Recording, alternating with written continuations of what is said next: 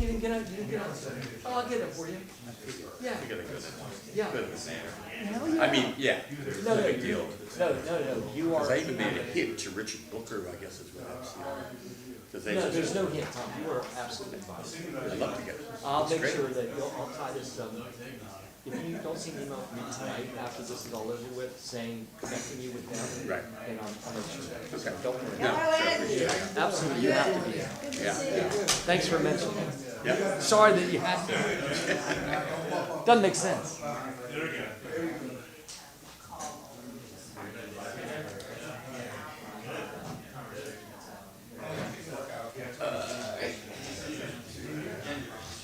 Oh, excuse me. Whoop. I've had a busy day today. It's like,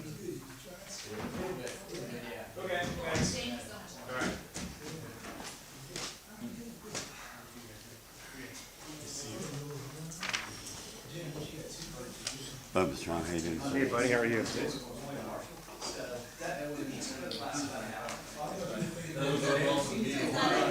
I was just in Bassett's 2 nights ago for dinner. you were where? I was in Bassett's 2 nights ago for dinner with my parents. Oh my God. Got that in? Oh, I'm sure they'll reopen. Yeah, I mean, like I said, it was an intense fire, but they got it out pretty quickly, and I don't think it's, Well, I mean, I'm sure, they have insurance. I'm sure. yeah, Insurance. yeah. So, Is he getting ready to start? I should go get Dave. I'm gonna go get Dave.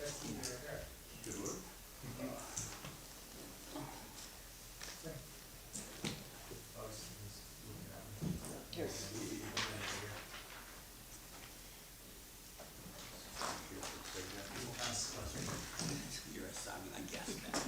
He's about to come out. wait, is anybody in the waiting room, or? Oh, good, good. What's that? I just saw him. I mean, we have a big conversation.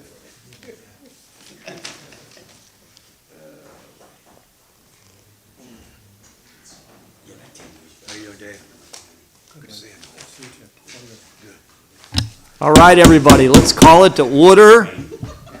No more bell, it's a hammer. It's a signification of a new deal here in town, whatever that means. Thanks for being here, everybody, tonight. We're here at the Town of Poolesville Commissioners meeting for June 5th, starting promptly once again at 7 p.m.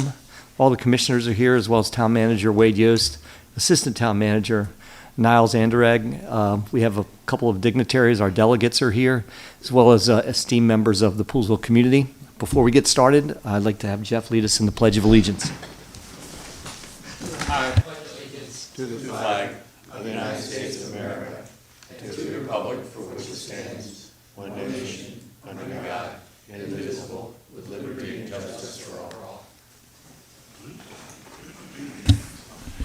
Jeff, you kind of dropped off in the middle. I think you were testing us to see if we were all lined up. That's okay. Happy to have it. Has Lily Chi been able to join us so far? Oh, hi, Lily. You did it. Yep.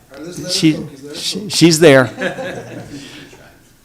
So tonight, before we get into regular Poolesville business, we're going to try and make it so that our esteemed delegation can go do other great things for us, and they can present first tonight, and then we can go from there. So without further ado, our District 15 delegation is here with Lily Chi in the car, as well as Linda Foley and David Fraser-Odago in the person. Please step up to the microphone, guys, and come on up and say hi. Thank you. Thanks.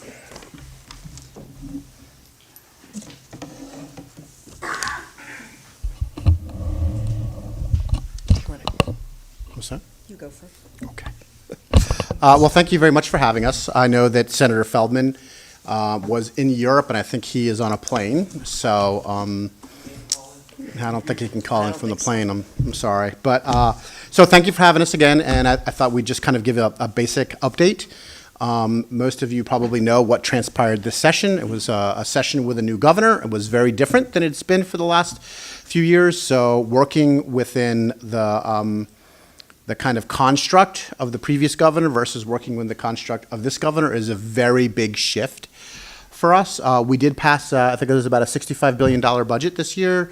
We had a lot of legislation go through, and we can talk into some detail about what that legislation is. I would say kind of some of the biggest pieces of the legislation from a social perspective is going to be the protecting a woman's right to choose, a few other things in that vein, as well as setting up a framework, which came through the committee that I was on, and that, and I think it was Senator Feldman's bill, a framework for the selling of adult use marijuana or cannabis. So those were kind of some of the really big things that went along, and I'm happy to talk in what detail, whatever questions there are.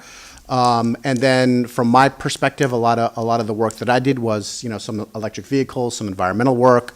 How do we transition to a more sustainable future when it comes to not only energy generation, but how do we store electricity? I think a lot of people think that the Holy Grail has always been how do we generate electricity, whether that's through solar or wind or nuclear or coal or whatever it may be. But really where we are now in this country is that more electricity is now produced from solar than it is coal. So really the big thing is how do we store that electricity? That's a really big piece. How do we store it? Because you can shovel coal all day and all night. Solar, you can get those electrons during the day, but you got to figure out how to use them at night. So those are some big pieces, which again, happy to talk about. And one of the pieces that I did want to bring to everybody's attention is kind of a little update. Unfortunately, it's not like a really big, massive update on White's Ferry, but there's a little update on White's Ferry. So Virginia did send over some stuff to Montgomery County DOT on right-of-way in Virginia, kind of pursuing a lot of different angles on what the options are for Virginia. I personally got on a boat and went over to the other side of the river and kind of went along the edge there with a ferry expert that's run a ferry for 45 years to kind of determine whether there's a possibility of actually, because we did a little bit of work on this 2 years ago, but we didn't get really deep into it, as to whether you could actually run the ferry, not on a cable, but run the ferry kind of north to west and west to north, going with and then against the river, which was a big thing. Also the fact that the river right there is only about 4 and a half feet deep. So the really great news is that we did go up. We went onto the White's Ferry side. We went on to the other side, and then we went down. And there is the ability, according to this gentleman, which I can talk about more if you want, to run a ferry in that direction. And his quote to me was, "We can do anything we want. It's just a question of money and horsepower." It's because I was worried, I know a lot of folks were worried, well, how are you going to run a ferry against the river? And he's like, we can do it. It's just, if you want to spend the money to do it and get the horsepower to do it, it can be done. And I know that's something that we've been trying to figure out. So that opens some doors. Unfortunately, that door would be a long door because that ferry would have to be custom built, and it's not a ferry that you put on a cable. And it would have to be a custom built ferry with a custom engine on it. And it would take probably a year or more to build that. It would be built, I think he said that one of the places that he's built ferries before is in Georgia. So it would be built, taken apart, shipped up here piece by piece, put back together. I did just have a call. That's why I jumped out with Chris Conklin from Montgomery County Department of Transportation. And he had told me about the Virginia piece that the Virginia MDOT was working and had gotten him some right-of-way information, which opened some other doors.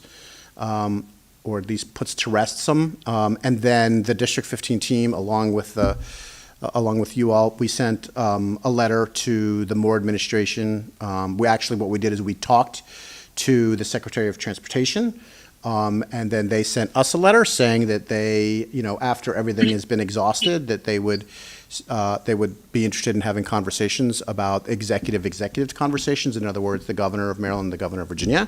We very promptly sent a letter back saying it has been exhausted. It's been exhausted for well over a year and a half now. So we're pushing that as well to just try to see, and that was part of my conversation with Chris Conklin as well. It's like, where else can we go with this? And I'm sure a lot of the people that are watching online and all of you know, it's a tough position we're in. It's a private dispute between two private parties in another state. We have limited leverage. We've done the best we can with the leverage. We're continuing to push as hard as we can with what leverage we have. And I'm hopeful soon that the two governors will have some kind of conversation, and we're just trying to get it to that point. Again, the previous governor didn't have any interest in having that conversation and never did, no matter how hard we lobbied him and no matter how many times we begged and pleaded, and, he didn't. So that's kind of the update on those pieces, and if it's anything on White's Ferry, I'm happy to take the questions. If not, I would love to turn it to Delegate Foley, and then If I may ask you just a quick question about White's Ferry. Right. So when you say you were looking at a possibility for a new landing, that's a bit just just south. south of the existing landing? Right. Okay. And the existing ferry on the cable wouldn't work You wouldn't out? be able to do that. No, it would be a ferry with a big engine Big on it. engine, okay. And it has to be custom built because it's got a 4-foot draw. I mean, it's really shallow. But I didn't know, for those people that don't know, it's shallow all the way. The White's just going from one side to the other is only 4 feet. I mean, I could have just stepped right out of the boat It and, does get substantially deeper during the winter melt-off. right. Yeah, I want Well, Thank that'd be good. So I mean, the good news is that, I think it's worth now having conversations with the landowner or landowners south of that, which we've identified, to just see if there would be any interest in that. That would take a lot longer and would be a very expensive ordeal probably. But at this point, like, those conversations might push other people. that's, yeah. to the game. Yeah, that's exactly right. That's exactly right. So, No, good. Any questions about these meetings? Well, thank you for all that you're doing, and you might have already answered and I just might have missed it. But is there a timetable for some of these conversations? Or even a, they've been ongoing for a while. The latest development was just last week when I went on the boat. And again, well, I guess I'm thinking more like that governor to governor, some of those big we sent the rocks. letter, I think, this morning. We sent the follow-up letter this morning saying, thank you very much for your letter. We've exhausted everything a long time ago. Please, make the calls now. So we're continuing to push on that. And I know that the Chris Conklin from Montgomery County DOT, I know he's working on a lot of different angles himself, a lot of different angles. So, yeah. Sure. Sure. Next time you take a boat over there, we'll give you a Poolsville flag to plant. The good We news is they appreciate painted that. over all that writing over there on the That's other right, side, yeah. so. Go ahead, Linda. Thanks, and thanks for having us here tonight. I'm Delegate Linda Foley. I'm the newest member of the delegation, but I always like to come to Poolsville. I don't live 11 minutes away like Dave, but I still like to come. And I do want to give a shout out to Delegate Fraser Doggo. He works tirelessly on this White's Ferry issue. The rest of us are working too, but he, I think, spends day and night working on the issue. He's doing everything he can to try to get it moving. One thing I think worth mentioning that he didn't mention in his excellent report is that the new Secretary of Transportation, Paul Wiedefield, used to be head of Metro, as you may know, and the advantage for us in that, if there is an advantage, and we are looking for any bright spots we can find here, because as he said, it's very difficult to get anything done. If there is a bright spot there, it's that he does have relationships with people across the river. So that can be helpful too. So my own personal opinion is that, maybe because the letter also talked about him having conversations with his counterpart in Virginia, those may actually even be, more productive even maybe than a conversation with the governor. So, which may take a while to get going. So I'm hoping that this letter will prompt him to also move on it. I think, what we have to do there is really elevate this to an issue that's not just Poolsville, but says, look, Montgomery County and Loudoun County, there's an economic benefit here for both. And I think we need to, to just kind of make it clear that that this is an economic engine for the whole region on both sides of the river. Anyway, Delegate Fraser Doggo's done yeoman's work on this, and I know he wishes, and we all wish that we had, more clear results, but we're not going to give up, right, Dave? We're gonna, Magic wand we don't have, but we sure would love one. right, and we're not going to give up. And anyway, so that's White's Ferry. I would just like to maybe talk about a couple of things in the legislature. Dave mentioned a lot of the marquee bills and the stuff that he's working on, and He used to be on the committee I'm on, which is Environment and Transportation, and then he moved to Economic Matters, where he serves also with Delegate Chi. I would also like to point out, in terms of the environment and environmental issues, that Senator Feldman is now chairing what we call the Triple E Committee, Education, Environment, and Energy Committee, not necessarily in that order, in the Senate. So that's very important, because a lot of issues that we have around those things, education, energy, and environment, Senator Feldman's in a very powerful position to move those forward. So a couple of other pieces of legislation that Delegate Fraser-Hidalgo did not mention. One of them is the Child Victims Act of 2023. That's the law that allows to get rid of the statute of limitations on child sexual abuse. It's a very important bill that actually the chair of his committee was trying to get passed for like 10 years because he himself was a victim of child sexual abuse. Maryland is one of several states that's doing that, and it's a good thing. We did pass some gun safety legislation, more in response to some of the rulings that have come down from the Supreme Court. We can go into those if you're interested in them. And then we also made the Earned Income Tax Credit permanent, which was an important bill. And there was an important wind power bill that Senator Feldman and the Economic Matters Committee was very involved in, setting up a wind power regimen and industry in Maryland off the coast. It's going to be way off the coast. It's going to be 11 miles out. But it does set Maryland up to be a leader in the area of wind power. And as Delegate Fraser-Hidalgo said, we're looking at all these alternative sources of energy so that we can keep our environment clean. I did want to mention one bill that I got passed that's a very popular bill with constituents, it turns out, is one on banning the planting and the sale of invasive running bamboo, which is a big problem in many areas. It takes up, if you've had any experience with it, people plant it because they're very well-meaning, they want to put up a barrier or whatever, but it can invade concrete, bust up concrete. It's very bad if you plant it near cemeteries, because it actually goes into the cemeteries and ruins the headstones. I've had constituents tell me it's ruined their foundation. I mean, it's very bad. So we're trying to control that, as well as other invasive plants. And I did want to mention, before I turn it to Delegate Chi, see if she wants to add anything, that we were able again to have a pretty successful session, thanks to all the members of the delegation when it comes to bond initiatives. I'm sure you all know that we did get a bond initiative for the Riverworks project going forward. But in addition to that, I just wanted to go down the list. We got $2.2 million for the whole district in a year where we have the budget so tight. A couple of other places, there are many, many on the list. One was at Clarksburg Yard. We gave some money to the Ivy Mount School that helps with special needs children. The Muddy Branch Stream Valley Park restoration. The Potomac Community Center is putting an outdoor fitness center for mobility challenged people to be able to use.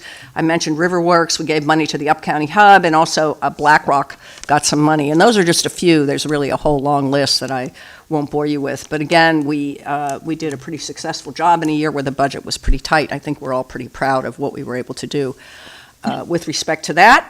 And then before I be quiet and answer your questions, I do want to mention that I'm starting a new program myself to get to know the district better. And I'm going to begin here in Poolesville starting on June 17th. I'm doing what I call Lattes with Linda. Very cute. And I'm just going to kind of hang out at locals from 12 to 2 or later if people are there. And just ask people to stop by and, tell me what's on their mind. So I hope to see you there June 17th, 12 to 2, not the whole time, but just come by and say hi.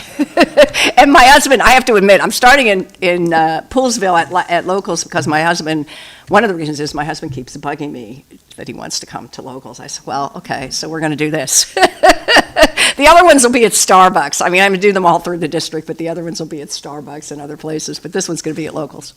So anyway, thanks again for having us. It's always great fun to be here, and really appreciate everything that this community does for this community and also for Montgomery County. So, thank you.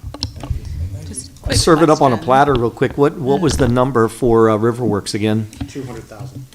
200,000, right? 200,000? for Riverworks, $350,000 for Black Rock. And then we got Clarksburg Yard, we got the Soccerplex, $450,000 for the Soccerplex. We brought more money back this year. It's just, and I want to make sure we manage this, right?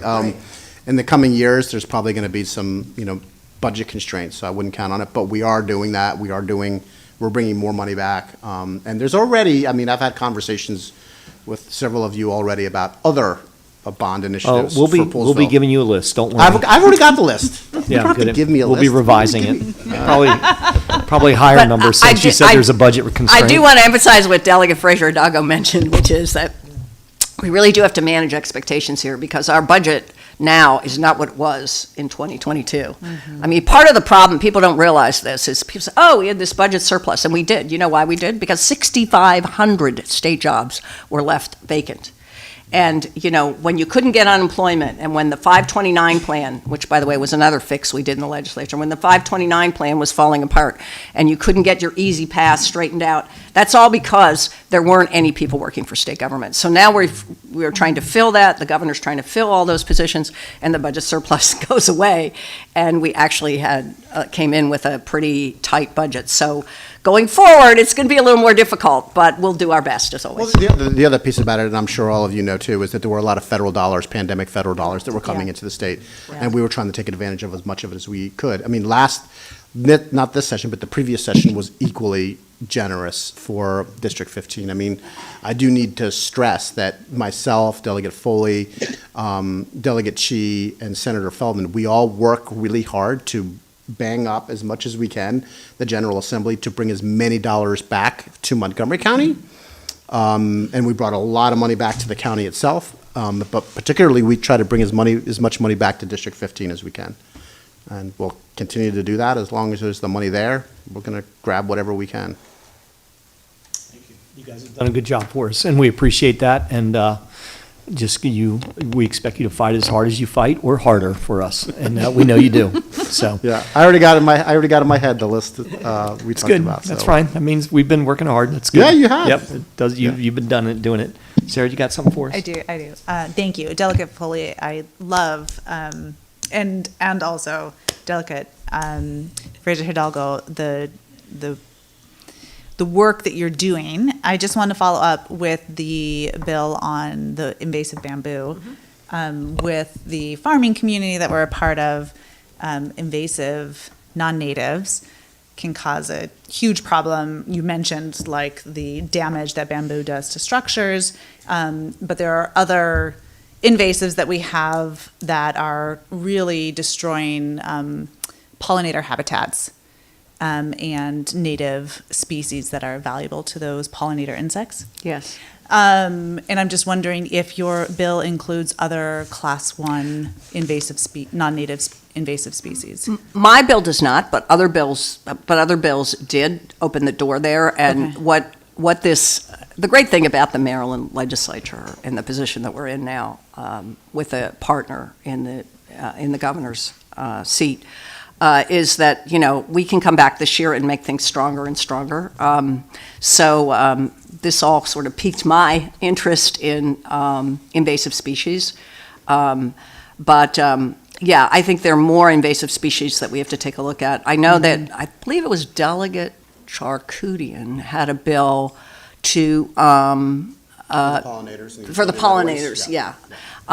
So, where we do it, we try to do it in places where we, where the state can have a real impact, in the utility right-of-ways and stuff like that, or along the roads. But also, I think there are things that we can do to promote pollinator-friendly environments. And so that's a really good point, and that's something that I think we're continuing to look at and going forward. Fantastic. Thank you. I just had a couple things, if I may. They're somewhat related. And I took a note here about the wind energy being off the coast of Maryland, which is, I guess that's beyond what I can see over the horizon, so to speak. But there's, from time to time, I read about the interest to have is it wind farms or solar farms in the ag area, you know? And I don't know Solar. kind of Solar. where that stands exactly? Do you have any? Yeah, so, You go ahead. so that becomes a big zoning issue on the county council. The state is trying to promote it within as much reason as we can on certain class soils. Montgomery County had, I think, last year or the year prior, passed a bill to kind of limit where that can be in the ag reserve. So we haven't done anything to address that within Montgomery County. It's a Montgomery County issue. All right. I will say, that doesn't mean we won't address it at some point. I know there's been a lot of conversation about, you know, the limited nature of what's happening, and I know that there are some delegates that have some concerns over not having more opportunity for solar in the ag reserve. Oh, okay. So I don't know where that's going to go, but at the moment, it's pretty settled with the county, within the county council, in the county government. Yeah, I think that's right. And just to add on wind power, this is really not a good area for wind power. The only place right now where there's wind power in Maryland is Garrett County. That's the only place where we have any wind generation of electricity at all. Because you put it on the mountain, right? And- Oh, sure. Yeah, Right. so, yeah, you know, you have to have it, you have to have a place where you have wind. But, you know, what Delegate Fraser Dago said about the ag reserve, that's always, you know, something that we keep an eye on in terms of and weighing the interests in terms of the community. We did put some money into community solar, but there has not been any move to change any of the regulations with respect to the way, the zoning regulations that are there now.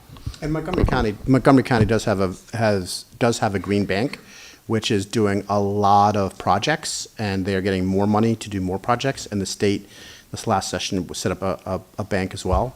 And for those that don't know what that is, it's basically a bank that provides very, very low cost, very low interest loans in order to promote clean energy, solar, wind, that kind of thing. In Montgomery County, it's almost all solar.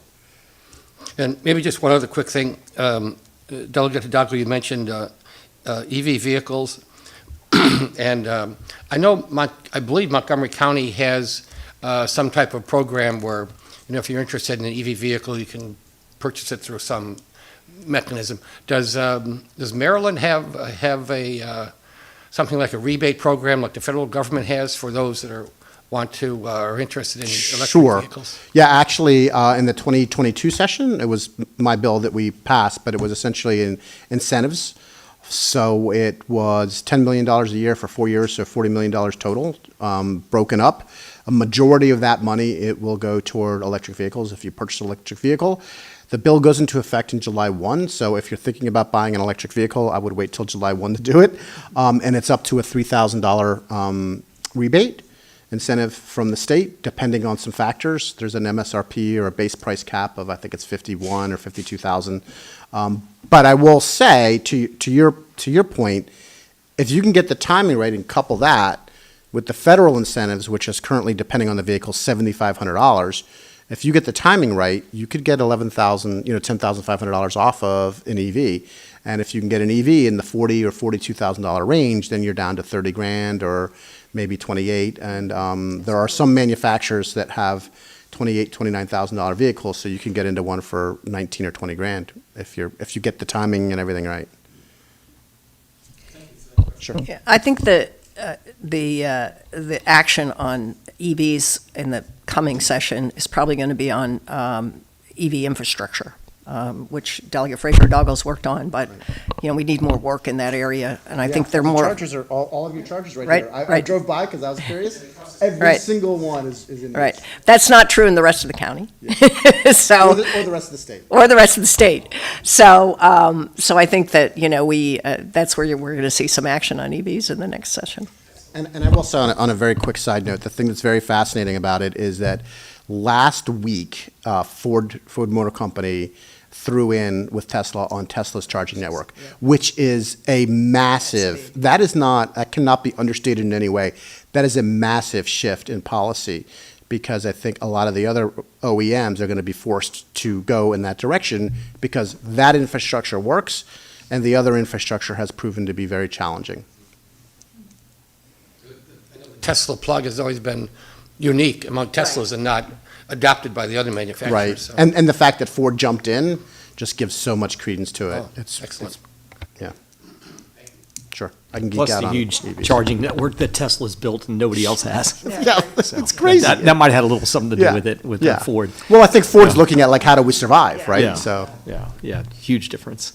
All right, Lily, did you have anything for us? Can you hear us? Yes, hi, can you hear me? Yes. Oh, great, sorry, I'm in my car. I've been listening in. Has the senator spoken too? senators in Europe.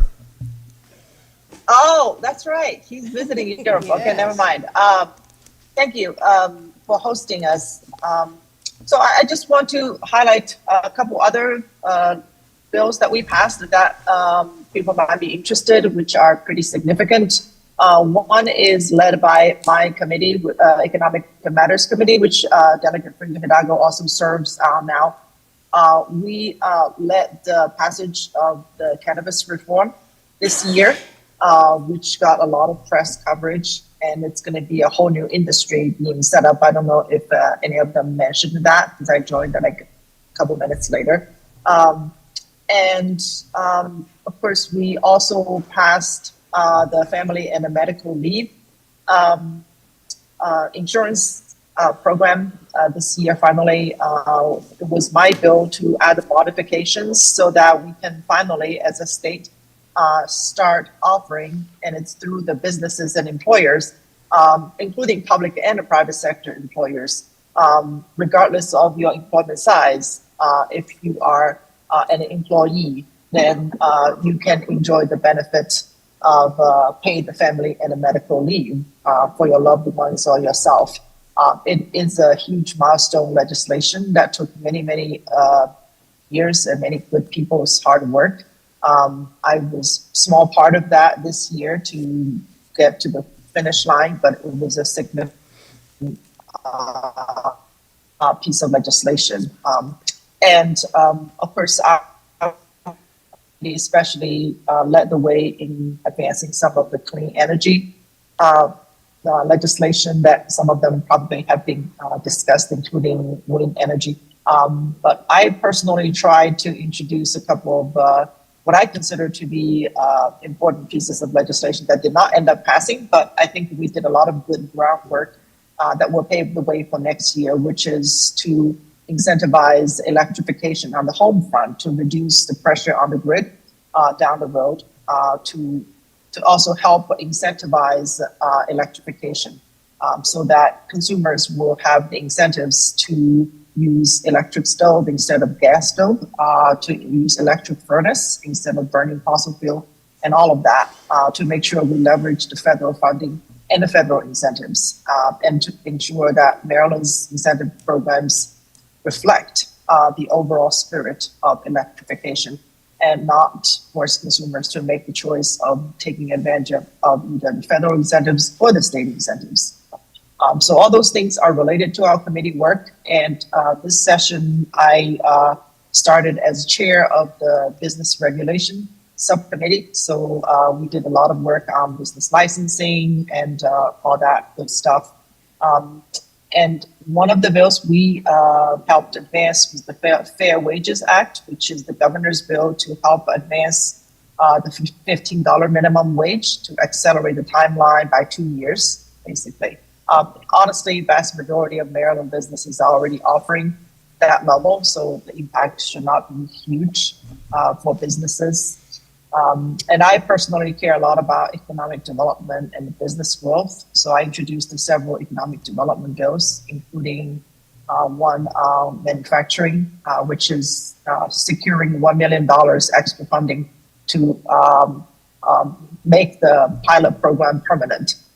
So now we have total $2 million of matching grant program administered by the Department of Commerce to facilitate Maryland's small, medium-sized manufacturers to grow. And I also introduced and passed another bill that that would allow tech companies to retrofit commercial vehicles and to make them autonomous. And Delegate Fraser Hidalgo and I actually went to that company, robotic research company, this morning in Foxburg and visited that very cool company. We actually have a lot of great businesses in our backyard, even in District 15, we're not aware of some of them, but they are really on the cutting edge of not only doing important things for defense, for the commercial world, but also growing jobs locally. And so I'm also here today to listen, mostly to see how we can help Poolesville even more, because things are starting to happen in Poolesville finally, not just the high school, but also the clinic, the dental clinic, and now the cross lines is almost done. So we just want to see what else we can also help facilitate, including a grocery co-op or whatever beyond White's Ferry, because part of that takes more than just our district. But whatever we can do, we're here to help. So thank you. Lily, thanks I'll for stop that. with If you want to, you probably can't see on the little camera with me waving my fingers like money, but we know that's always the request out there. But Yeah. would you mind, you can talk a little bit about the conversation that Link, you and I had today as well.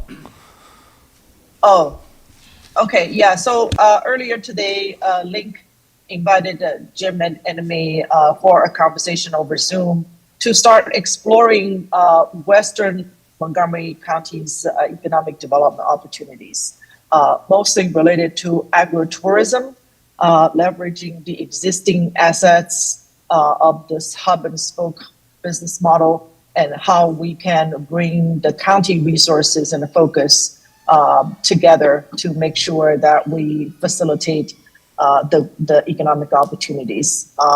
So Western Montgomery is very different from the rest of Montgomery County in terms of how land use zoning is done and the density and opportunities. So we just have to look at the existing geography and find new creative ways to bring foot traffic from non-residents to bring more investments and opportunities to our community. So we realized that there's a lot of holes to be filled in terms of even data collection. We don't know the economic impact of some of the current assets in Western Montgomery, because we just haven't had any focused analysis of that. So we don't have enough data to support how much we need to go after for what we need. But we know there are sets of problems that we need to solve, because if it's completely a locally dependent economy, it just cannot sustain itself. So I am going to reach out to some of the people, and Jim and the Link both are also going to reach out to some of the people. We're going to have a Western Montgomery Economic Summit of sort. That is what we are planning to do, to bring the leaders together for a more intentional conversation about what we can do together to put this place on the map and bring opportunities to that community. Well said. Okay, very good. Does any of the commissioners have any questions for Lily or conversation? Lily, how you doing? This is Ed Reed. I just want to say thank you and then congratulate you on your Legislator of the Year award that I know you're getting on Thursday. So and it's obvious why you're getting that award. So thank you for all that you do for Poolesville and the things that you're going to do. Thank you. For Lily, no? Anything else for the delegates? Nope. Okay, you guys. Thank you. Thank you so much. Thank you so much for coming. Thank you. Yeah, we'll be in touch. Yeah, and thank you for accommodating us on changing the date. Of course. I left a couple newsletters up there. If anybody wants them. Thank you, David. Appreciate it. I'm going to leave my card, too. Okay, good. Okay? Thank you. Don't And we'll forget, June 17th, I'll be Yeah. at Locals. We'll see you on June Looking forward 17th. to Yeah. lattes I with might even Linda. buy you a cup of coffee. Anybody from the audience, anything for the delegates before they go? Nope. See, look what a great job you've done. Nobody has any questions. All right, thanks, Dave. See you, buddy. Thank you. Yep. See you, Linda. Thanks again for being here today. Appreciate it. Appreciate you. All right, very good. So, that was interesting, and I appreciate the delegates and everyone being a part of all the progress in Poolsville that we're up to these days. So, very good. So, we'll go to the committee reports. Martin, since the clock's running. All right, I've got a bunch of things to talk about. So we met on 5/10, the planning commission, and we elected officers. Brian Bupp continues to be the chair. Lexi Huber is vice chair. We had a discussion about the Bricken project. Clark Azar had some feedback. There was a speed study, some traffic information. And the big discussion was on the tot lot. And it came to us with a recommendation for a kind of a small tot lot. It was like, what, quarter acre or something like that? It was a 50 by 50. And it turns out that that's much smaller than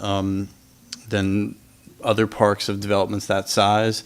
So we did some back and forth with the Bricken folks and came up with what we think is going to be a solution where the park is now going to be like almost an acre. Is that right? It's going to be slightly more than an acre. Yeah, so just above an acre. So it really got a lot bigger, and we lose a little bit of forest conservation, but we're going to get a much bigger area for tot lot and for people to run around and play and stuff like that, which I think is important.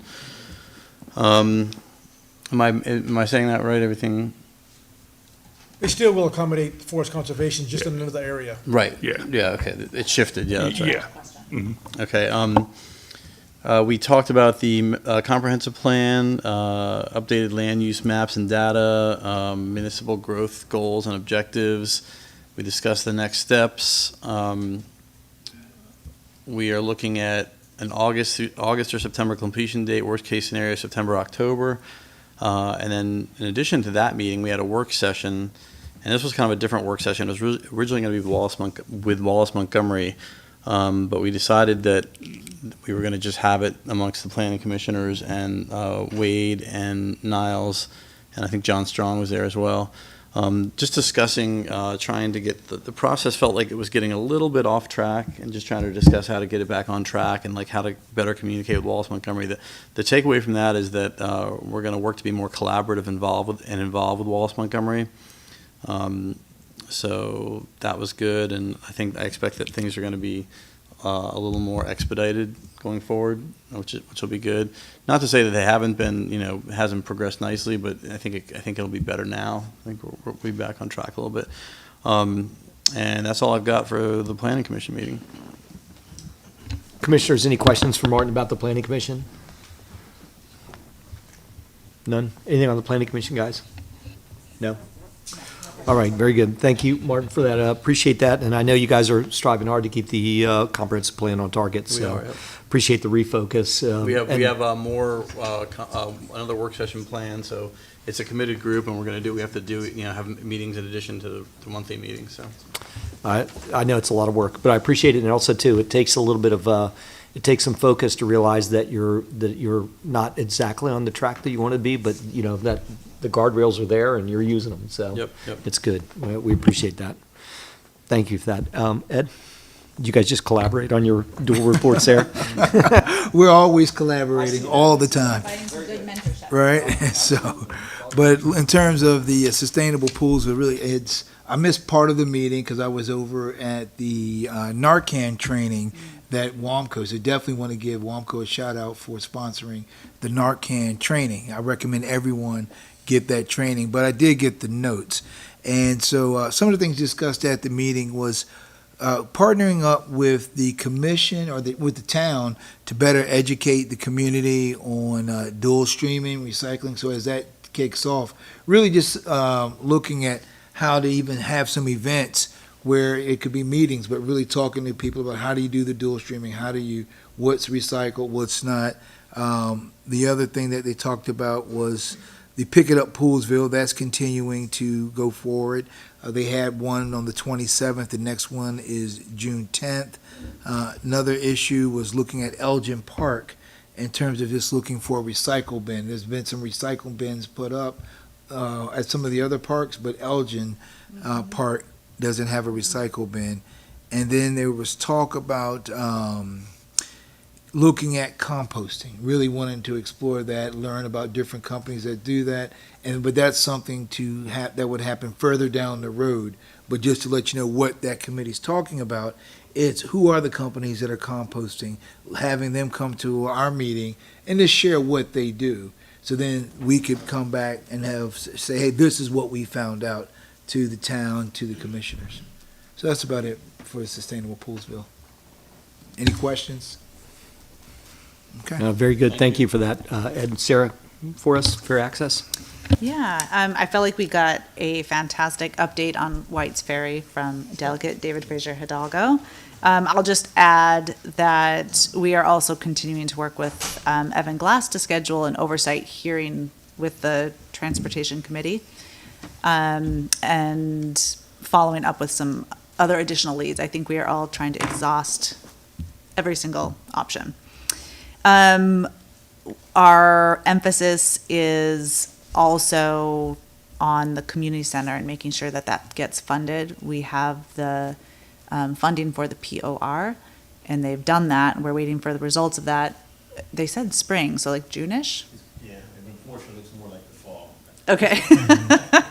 So we're waiting for that, but in the meantime, we're putting together some video clips of different times that our representatives have committed to and said, we support you, we want you to have this community center, and doing all we can to hold our representatives to their word. Yeah. And so we're going to begin working on preparing for the Poolsville Day breakfast coming up. That's going to be another big area over the next couple months. And we anticipate an opening on the Fair Access Committee. And being new on the committee, I'm not sure how we go about filling that person. I know, like, for the planning committee, there was a very formal application process. And I think this committee is so new that I'm not sure that has happened yet. So I guess I'm bringing that to all of you. What are the steps that you would like us to take?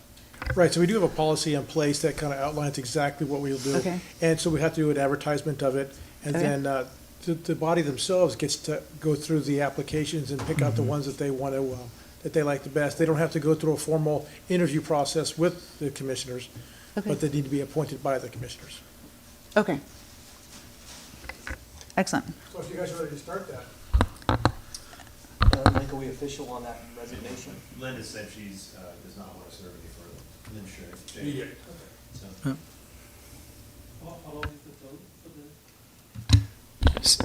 What's that? Stand up and give us your name. I know who you are, but I'm actually new resident 3 years now, second year actually. So, my name is Manav Boregi. I'm on West Chennai. The question I have is like for the Fair Access Committee, how long is the term? Is it 2 years or? I don't know. I don't remember. Seems like forever.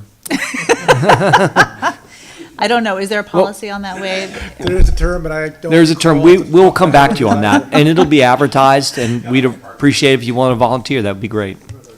So, even if you are, you're not. Right, no, it's as long as you want it to be for the most part, but we like it for people to serve the term if they can. So, Members currently are going to be reappointed in 2024, is my understanding. So that's how long we serve. okay, right, yeah.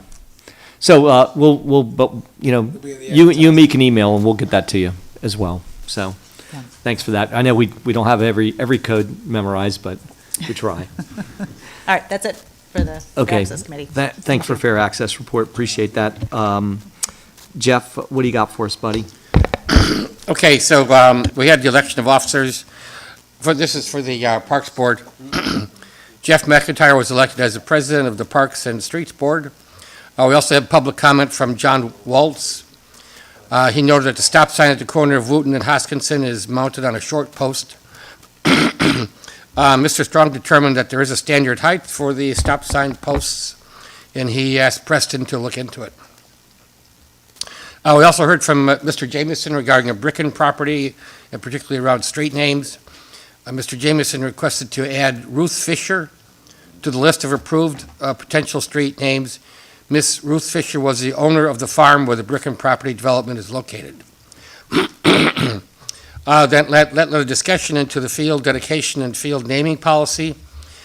Currently, there is a policy for naming parks and streets, and it also includes fields.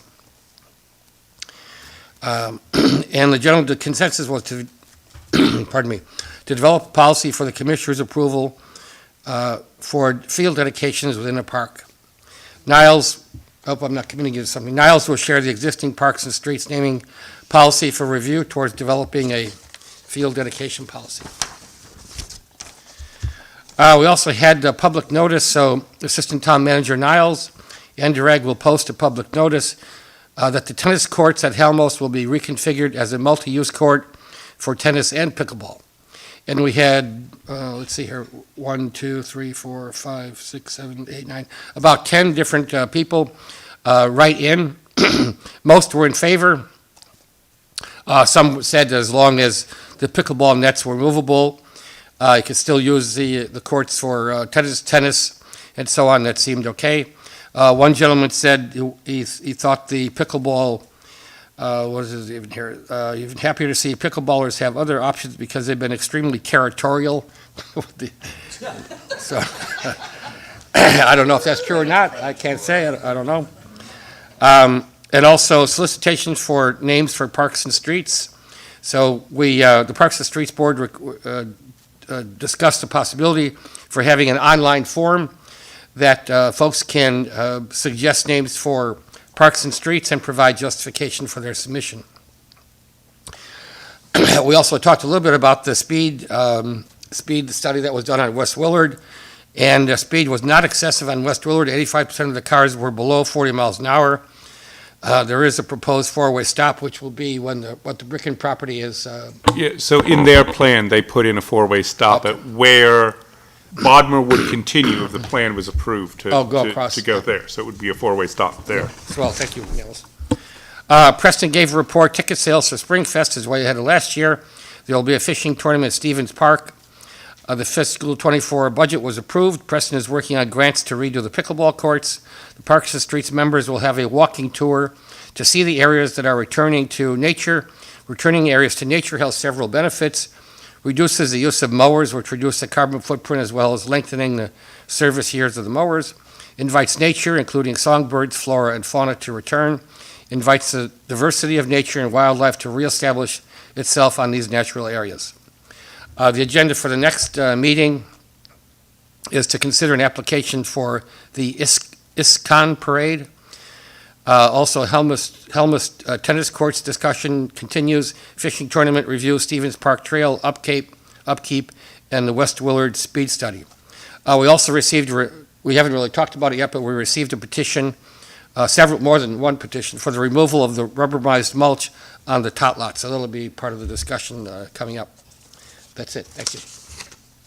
Questions from anybody for it? What was the parade again? Application for the parade? I was hoping nobody would ask me. I'm sorry. No, If you don't know, we'll figure it I out. do know, because I looked it up, because I had no idea myself. Okay. So it's a Hare Krishna temple, but I'm not sure what the location is. Hare Krishna. Interesting. Yeah. Awesome. Okay, that's great. I believe it has to do, but I'm not sure. I shouldn't speak on the turn. Oh, here. They want to do it on Fisher Avenue. So they still have to apply and do a couple of things, but they wanted to go before the Parks Board as part of that approval process. Okay. So we'll get more information on that on Wednesday, so. Yeah. Awesome. Yes, sir. They did that period last year as well, I guess, right? In the park. I thought it was part of Poolsville Day, but I could be wrong. No, it was a separate event last year as well, and it was on Wayland's Common. Yeah, Okay. yeah. Mhm. So it's a lot of that will be the same. They're talking about adding a parade Oh, portion super. to it. Yeah. Thank you very much, Niles. Yeah. Just one thing back to Sustainable Poolsville. We do have one vacancy on the Sustainable Poolsville. I know we talked about it in emails, but just wanted to share that publicly. Okay, yeah, I That's it. talked to Don about it, and he has some ideas, and he's gonna get back to me. If they wanna fill it or not, so you Sounds guys will good. probably be talking about it. Yeah, we are. Okay, thanks for that. My only announcement is Crossvines ribbon cutting is going to be this Monday. It's invitee only. I'd love to have everybody I know come, but they specifically told me I was not allowed to invite people. So if you're listening or you're here and you haven't gotten an invite and you really want to go, still come to me and let me know. You can be my +1. So Tom, that might be you too. So I get that. So no, I didn't make the list. that's okay. Maybe they just lost your email address. So we'll make sure you're covered on that. And I don't know what the rest of the commissioners are doing, if you guys are planning on coming or not, but that's going to be. RSVP'd, yes. Okay, good. Yeah, very good. I will probably be able to make it. Okay, thank you for letting me know. We'll make sure you're represented. Before we go to public comment, I wanted to get the approval of the minutes, since Martin is potentially going to be leaving us at one point or another here. So would someone like to make a motion for the approval of the minutes for May 1st, 2023 meeting? I make a motion we approve the minutes for the May 1st meeting. All right, I'll second the motion.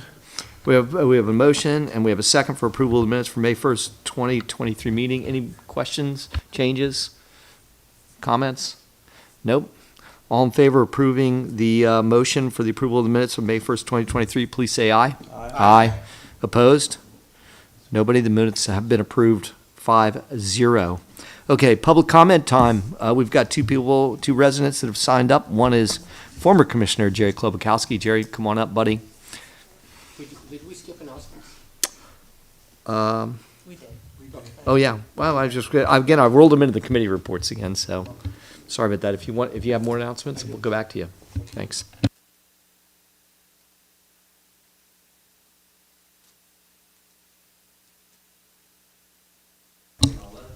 Good evening, Commissioners. I'm Jerry Klobakowski, a member of Poolsville Daniel Jeffers American Legion Post 247. And along with James Capicelli, another member, we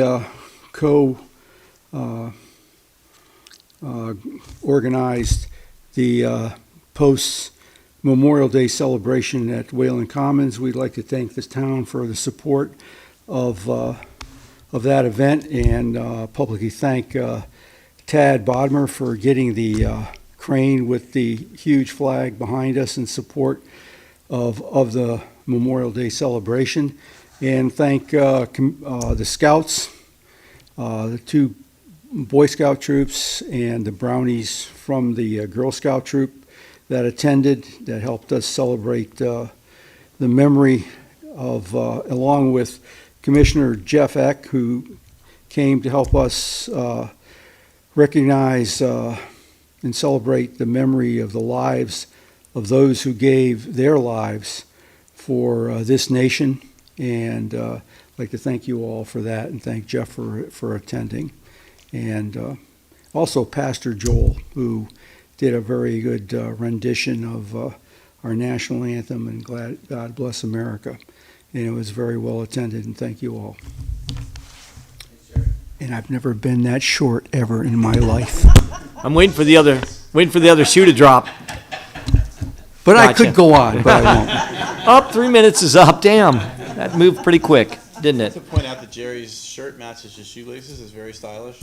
Yes. Well done. Look at this, what we get. Yeah. Ed, go ahead. You have a question? And thank you, Jerry, for organizing the event. It was a nice event. One of the things I noticed while at the event, and this could be something to take note of, is just the flag. It might be time to replace it. It's been replaced. I've already noticed it and mentioned it to Preston, who turned around and Took care of it. Yes. There you go. I like those kind of results. Thank you. Anything else for Jerry? Go ahead, Jeff. I just wanted to say that Commissioner Reed and Commissioner Paxima were there as well.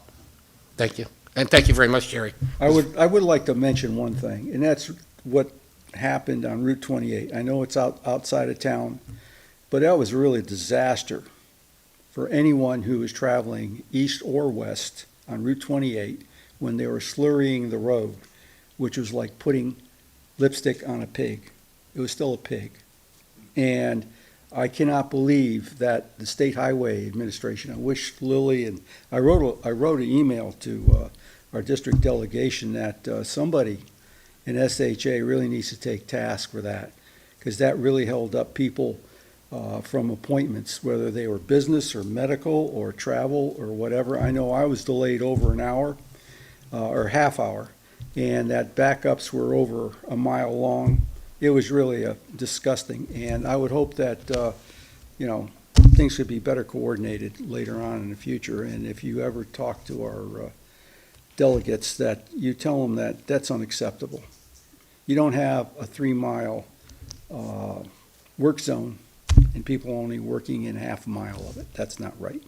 Anyways, that's my venting for this evening. Thank you. And I think I'm still under Appreciate that. 3 minutes. Right, there's an app called Waze, and anyway, it was terrible, I agree, it was awful. So, thank you for that, appreciate it. Thanks. Tom Kettler?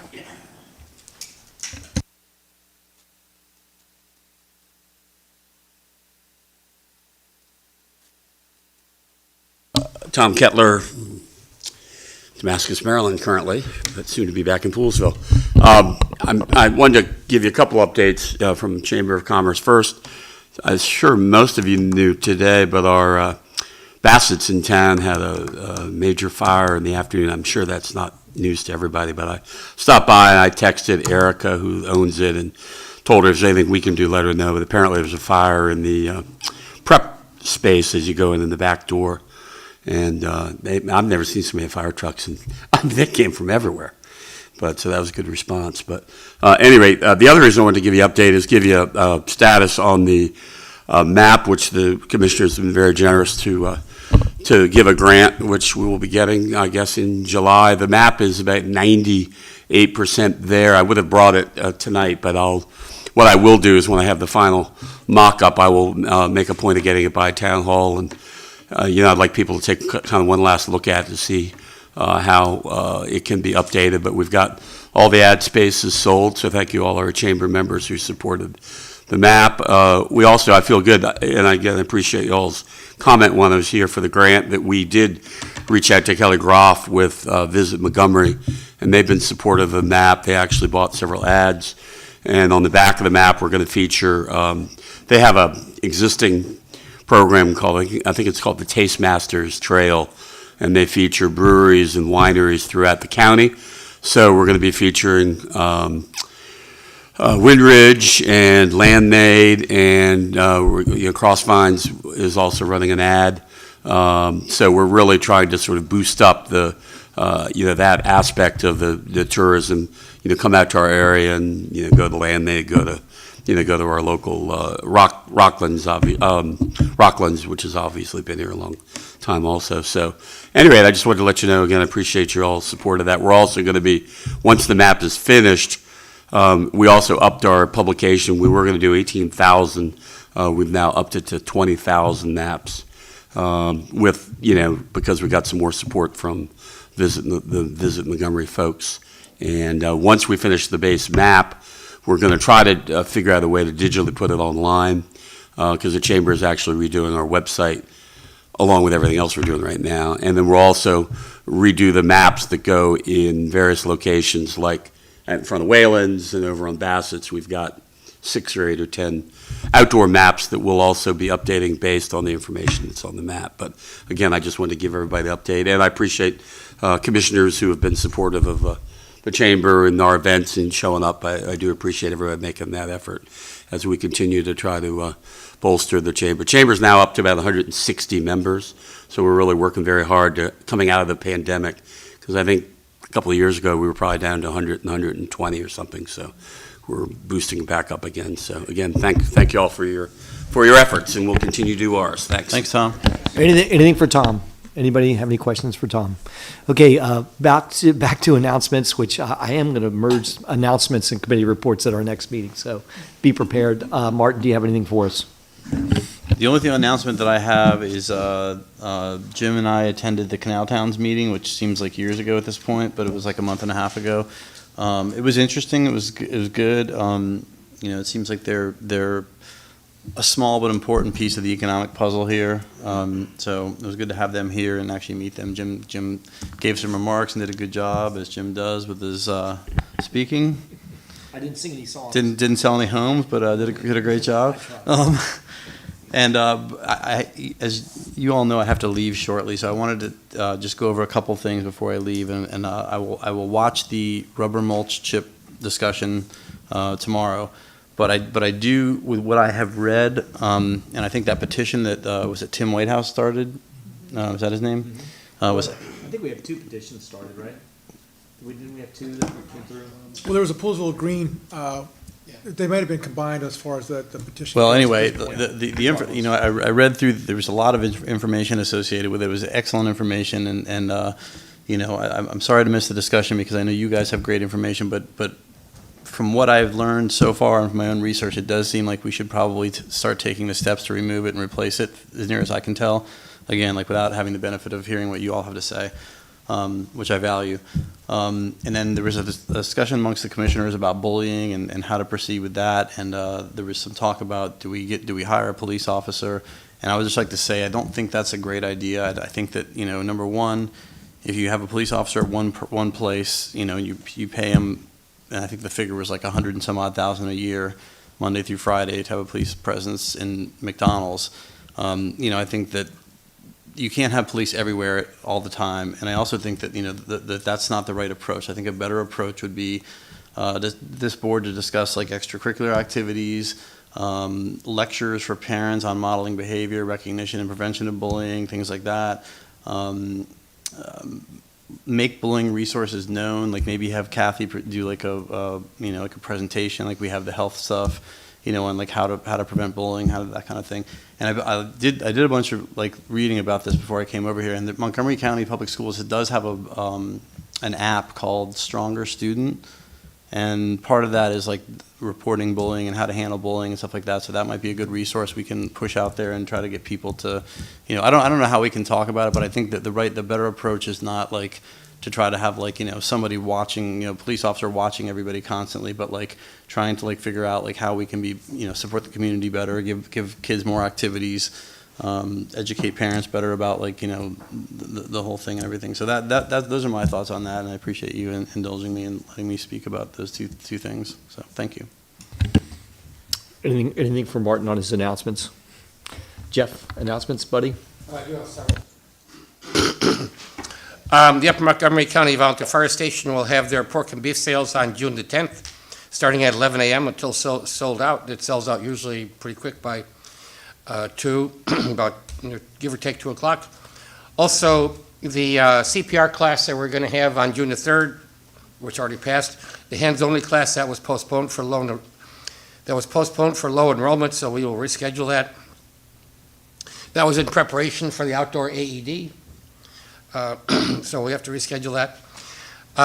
Also, there's a Montgomery County recycling presentation on June the 8th at 7 o'clock, and you can register on the Poolsville Seniors website. There's also a discussion or a lecture on reserve properties with Kenny Scholes. That's on June the 15th at 7 p.m. Likewise, you can register on the Poolsville Seniors website. Also, Saturday, June the 10th seems to be virtually everything taking place all in one day. So, and I might not even have a complete list here, the Sustainable Poolsville and Poolsville Green from 8 to 10 with a cleanup at Stevens Park. Or head to the Baptist Church for the Wumco Community Health Clinic from 8 until 4 p.m. You can also declutter your paper trail at the Monocacy Lions paper shredding event at the St. Peter's Episcopal Church from 9 to noon. The Poolsville Farmers Market, this is all on Saturday the 10th, will open from 10 a.m. until 2 p.m. And like I say, the fire station also has their pork and beef and bake sale at the fire station starting at 11 a.m. Saturday will be a big day for Riverworks and a great opportunity to get a taste of Riverworks. This local nonprofit has a mission to build community through the arts and has a great outdoor fundraising festival planned. The festival will begin with plein air artist site tours from 11 a.m. until 2 p.m. through Poolsville and the Ag Reserve to enjoy scenery, heritage, wine, beer, and watch the artists at work. You can chart your own tour, or better yet, hop on the bus at 10:45 a.m. at 17617 West Willard. Rest and socialize from 2 p.m. until 4 p.m. with live music at Locals. Then enjoy more festival at the soon-to-be Riverworks Performing Arts Center on West Willard location from 4 p.m. to 7 p.m. Let's see, it's also World Ocean Day, if that wasn't enough. Well, that's on June the 8th. World Ocean Day was first introduced in 1992 by the United Nations Conference on Environmental and Development. This year's theme, Planet Ocean, Tides Are Changing, aims to raise awareness about the result of human activities on the oceans and to motivate people to use the ocean's resources sustainably. Thank you. Thanks, Jeff. You know, if you get those organized at a point where you can shoot them to me right before, like the day before the meeting, which I know it's tough because everything kind of comes to like fruition on the day. Yep. I'll include it in that Facebook post that I put out there Okay. as well. So, Sure. I mean, it's great having it here, but if I can, Well, I usually collect these things a couple days before the meeting anyways. yeah, if you can do it, then I'll reformat them and then lop them onto the Facebook post. Yep. So that's awesome. Thank you. You guys, announcements from you all for anything? It's not an announcement, just saying, great HMD event event. this last week, learning about the biodiversity and she didn't call it a garden, what did she call it? What was the word that she used? Yeah. It was beyond a She's garden. watching. It was. Maureen, you gave a great lecture. The word is just escaping me. I'm Right. sorry. Not a conservatory either. Yeah, the but anyways, we arboretum. learned arboretum. Thank you. I'll We beat you learned a in a lot second. about biodiversity and appreciated seeing the efforts to create something that was both historically accurate and increases the biodiversity in our area. So. It's great to see all four out of the five of us all there having a good time and supporting HMD. So well done, guys. Good afternoon. And then got a chance to learn a new song about Poolsville, thanks to Jim. You want, I'll sing it here. I No, mean, I do have a we're- microphone. Does this thing work? But I'll save it. Thank you for your singing too, all three of you. Appreciate it. And so for the Peck marker, and that was hosted, we forget the name of the organization escapes me at the moment, but that was a good event that was held over at Moco Lynching Project. And so, commissioners were there, and Jim gave some remarks, and he had us singing, and but it was a well-attended event, and I'm glad that Locals was able to host that as well. So. Yeah, and thanks again. And I know Wade or Niles will talk about it in their town manager report a little bit more about where we've progressed on the lynching memorial. So thank you for that, guys. And I'm going to hand you your music card next time, so we're all good together on the same verses. It's our Poolsville national anthem. So thank you for that, everybody, for their announcements. Again, I am going to merge announcements and committee reports so we can kind of roll through those in the future. Unless I'm missing something, we're on to old business and the grocery co-op.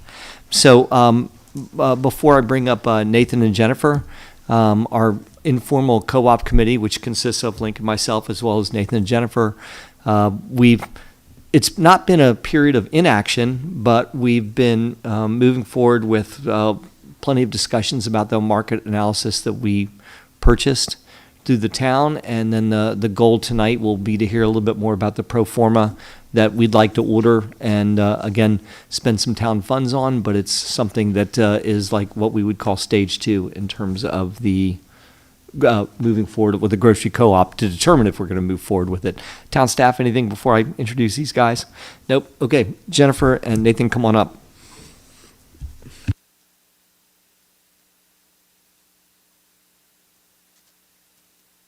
Good seeing both of you again. We'll keep it to less than 5 minutes. Jennifer made a very nice African dish. So I ate half of it. I rushed here to come and finish and go back.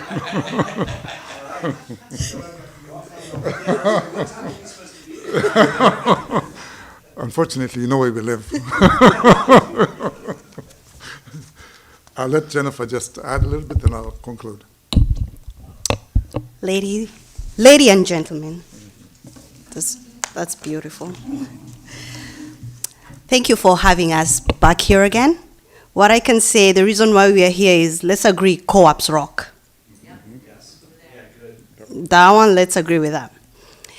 What I've come to realize is there's over 1.4 million members of co-ops just in the US alone. That should say something big about the co-ops. Another statement that Nathan and I always say is, things don't go wrong. They always start wrong. But that is something that Poolesville is not doing. Poolesville is starting right. What do I mean that Poolesville is starting right? When we look at the co-op exists actually to serve its community members. And then when you look at the people, why people are drawn to the co-ops, right now the basic one is people want to be healthy. People really are looking for every healthy way to live. So co-ops bring that in a community. Co-ops, it builds a community. The co-ops has economic justice. This is just to mention a few because he's giving me a timer. That's a joke. In a co-op, just to say a little bit about a co-op, because I know last time we didn't talk just a little bit of the backbone of a co-op, but let's say they are in a food co-op, the development model, there's 4 cornerstones in 3 stages of a food co-op. Look at it like this. There's a vision here, the talent, capital, and the systems. And in these four cornerstones, there is the organization, in between, the accessibility and feasibility, and the last one is going to be the implementation. We are on the organization stage, and we are doing a superb job. The worst thing that most co-ops do, because you'll find a co-op and someone will come and say, of course, I can do a co-op. It's easy. It's a food co-op. What? I've done supermarkets, but it's different. Because a co-op has its own jurisdiction and it has its own systems. It doesn't work like a normal supermarket. Now, when we come to, it resembles more of a typical grocery store, but the organizational and the business needs of a co-op are totally different. And this one, you can go online and you look at it and you'll actually realize it's a beautiful system. Why I'm saying organization stage is Poolesville started right by starting the market study. When we did the market study, most of the co-ops go wrong by choosing, I think here, this place will be a good place for a co-op. And we start building a co-op there. But we've not done any market study. That's why I say there's nothing worse than you pretending you know something which you don't know. You're not perfect, sir. But when we brought in the market analysis person and he told us, what are you waiting for? As Poolesville, what are you waiting for? You need to have a co-op here, a food co-op here. It is a perfect place to have. And he gave us, I believe you've all read the market study, he gave us all the possibilities of where we can start and where we can do. We've all agreed we are going to do this. Now, we are here today to go to the second stage. The second stage is the financial feasibility study. The numbers. And that I'll leave to Nathan so that he can continue. Thank you. As my lovely wife Jennifer was saying, on the market study, if that was not possible, we'd be sitting here today and saying it's not possible. We've spent, I think, 7,500, and it's not possible. The fact that it is possible means that we move to the financial study, and who better to go with than others who have successfully done it before our Poolesville. Of course, we also took time 2 weeks ago to see the one in Lovettsville with Jennifer. It's a bit embarrassing. They're smaller than us, but they're opening up next month in July and seems to be all going quite well. So also the co-op up in Frederick, which is the Columinat, ladies called Sarah, like yourself. So to be able to see that they have also given their proposal in terms of financial study, It really covers the key components in terms of the income statement, the balance sheet, the cash flow statement, and it will be scenarios with what if. So our proposal with Jennifer would be, we'll be proposing if we do get to the next stage that we go through that training so that we take on ownership in terms of not saying somebody else presents, but they will be also supporting us along the way since they have the experience and know-how. They have provided their timelines in terms of how long it will take. I spend a lot of time also at locals, got to see, I know Jim with your real estate in terms of Turning Point. Some people don't buy homes in Poolesville just because there's no co-op grocery shop. So the opportunities there, we'll be willing to, of course, undergo the training. It would require Jennifer and I going to Frederick and going through that time. As I mentioned last time, by the time we come to 9 o'clock in the US, it's 5 p.m. in Kenya, so our days are over. So we really are passionate about taking this to the next level. That's, of course, based on your approval. We're able to see also from the study, we're able to see also where Jim Brown does his shopping and how much he spends. But that's a story for another day.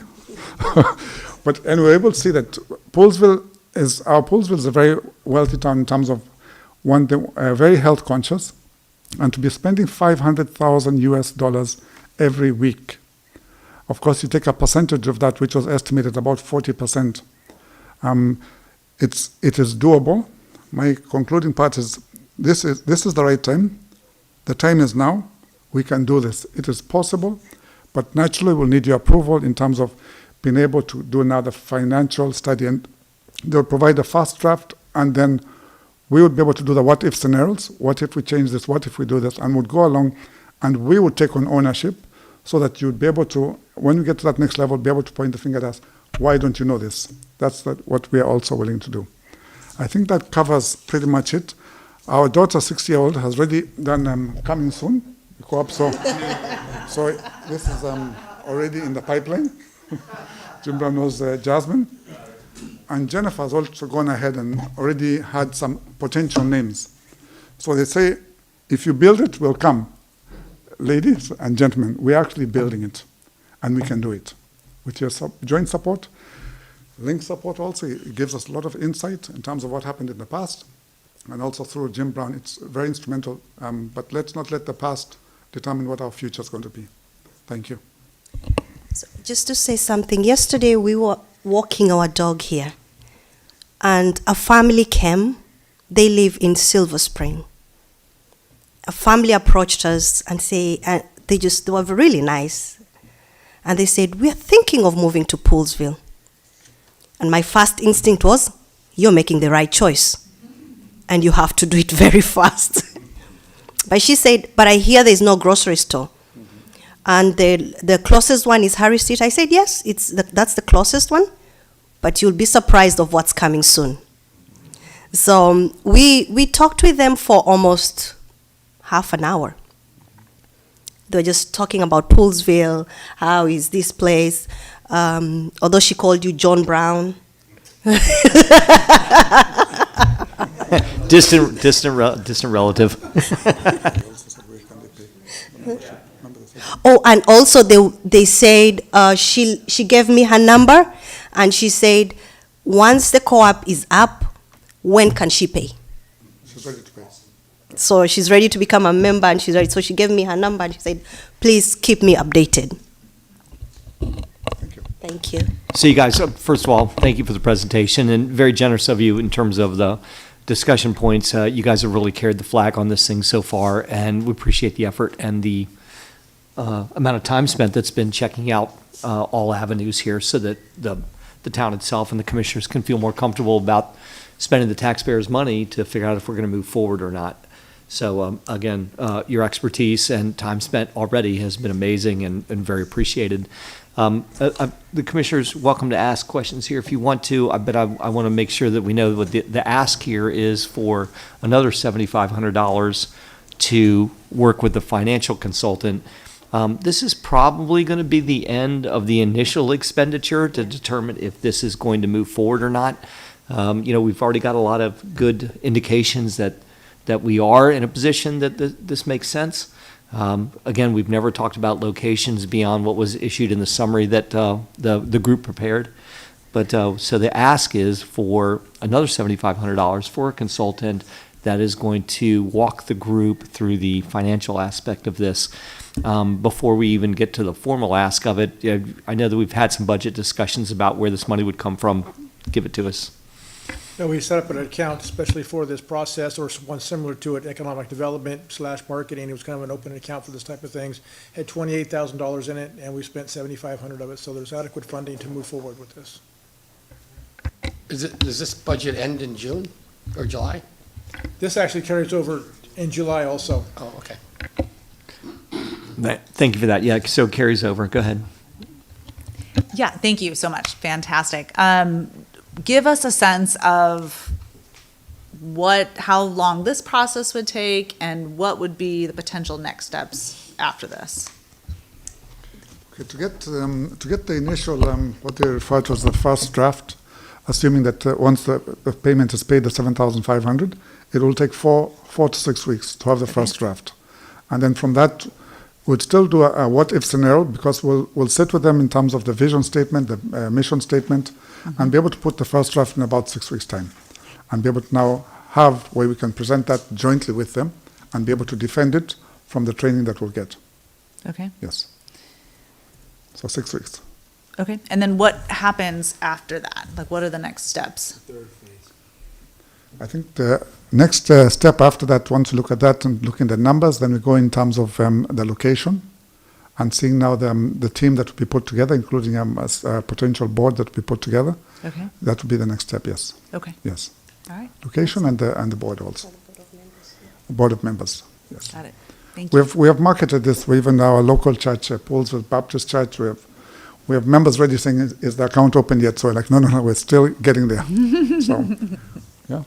Yeah, I think, and the guys have it right that we've created a very, very, very rough preliminary draft of potential community members that could be on a board, but that'll be something that commissioners will play a role in as we make our way through phase 2, and then we'll go from there. So, it's like one step at a time. You always keep a picture, get a good idea of the big picture, and we're trying to move prudently and quickly. But also smart. So, and if you guys, of course, the commissioners, you're always welcome to comment at any time on it and reach out. And the four of us, we plan on carrying the flag for a little bit longer, but then after that, it's going to be the community is going to be carrying the flag along with our leadership. So, excellent.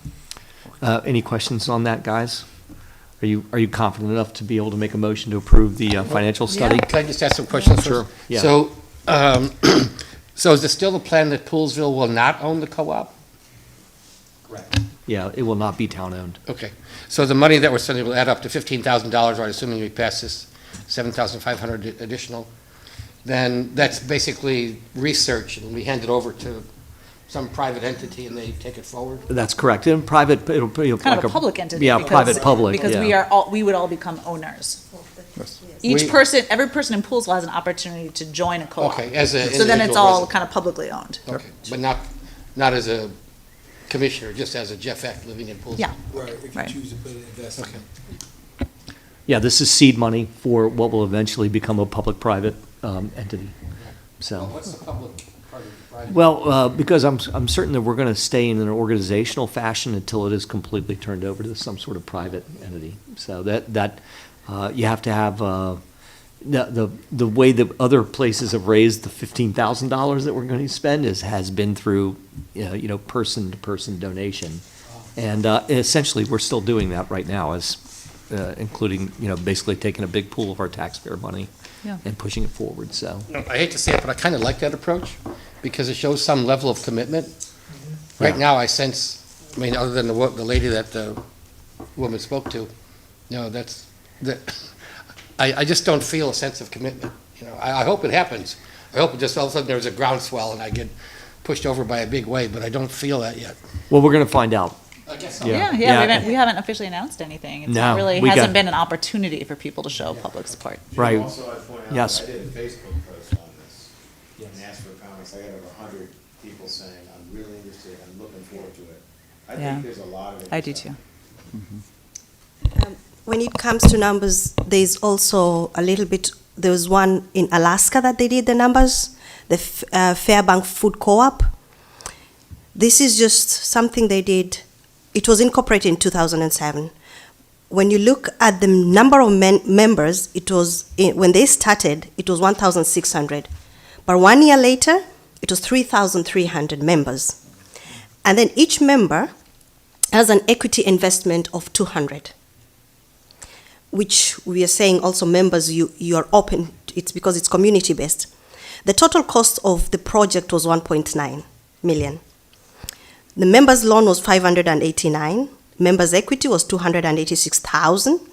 Financing alone, it was 907,000. They had a small retail shop because the place in Alaska was it was a very small community, smaller than Lovettsville. Wow. So the projected first year sales was 2.1 million. But the actual first year sales, what they did, was 2.855 million. Nice. So this is doable. If a small community that is smaller than the co-op in Lovettsville, the square feet was only 4,200, can surpass their projections, what are we waiting for? And membership would be open not just to people in Poolsville, but anyone, right? Anyone in the Ag Reserve, Yes. anyone in Down County. Because really even in anyone. Lovettsville, every time we go, they say, please, they ask us to join. And think how much we pay to like be part of Costco or other, places that we're members of. This is a very reasonable one-time investment. I think we're going to get a lot of support. So, no, go ahead if you have more questions. Yeah, no, I'm it's ready just to make a comment, motion, but- right, and I'm willing to back you up. It is, I think, just for the commissioners and anyone listening in the public, I think this is probably the closest thing to a grocery store that we would get in town. I think when I look at the different grocery stores and where they're located, just as the report said, but when I just look at it personally, is that you have to have a larger base than what we have here. And so I can't see a major grocery store building coming into a small footprint. The population is just not there, and it won't be there. So I think it's a golden opportunity. And even just on a personal note, driving home today, even though I passed a couple of grocery stores, I didn't feel like stopping, running in, and being stuck in traffic to get back home. So I said, we'll have to make do with whatever's in the refrigerator. But had we have a co-op, I would have loved to go pick up some fresh vegetables that haven't been on a truck for a long time. And I think about, from a health standpoint, and family members who have health ailments, it's that how important it is for residents here with the health ailments, if they can have access to food that hasn't been sitting on a truck for a long time versus something that's relatively more fresh. So, Nasira, I'll turn it back to you. I would like to make a motion that we approve this proposal for funding. And I would like to second that motion. Motion's been made and a second to approve a $7,500 contract payment to develop a financial proposal for the co-op. Motion made, second made. Any other commentary? Jeff? You know who the financial consultant would be? Two microphones on, but go ahead. Oh. It's in the memo. It's Dan Moffett and Sarah Lieberts. Yes. Just curious, what is the scope of that feasibility study? Financial feasibility. Just the financial aspect. So my understanding from reading this memo is that you're going to be looking at what types of products you would carry and kind of playing around with what would be the projections if we carry X percent this, X percent this. And the financial model that will be. Of how the co-op would function then. Yes. Yeah, okay. With assumptions based on membership fee, and then you get the income statement, the balance sheet. So all that what if scenarios be done, and then those be presented. Mhm. And you can also now chip in, because you'll all become members, saying, what about changing this? And all the Excel sheets are interrelated. So Mhm. we make one change here to make the other change at the other place. So Mhm. it'll be quite easy to follow through.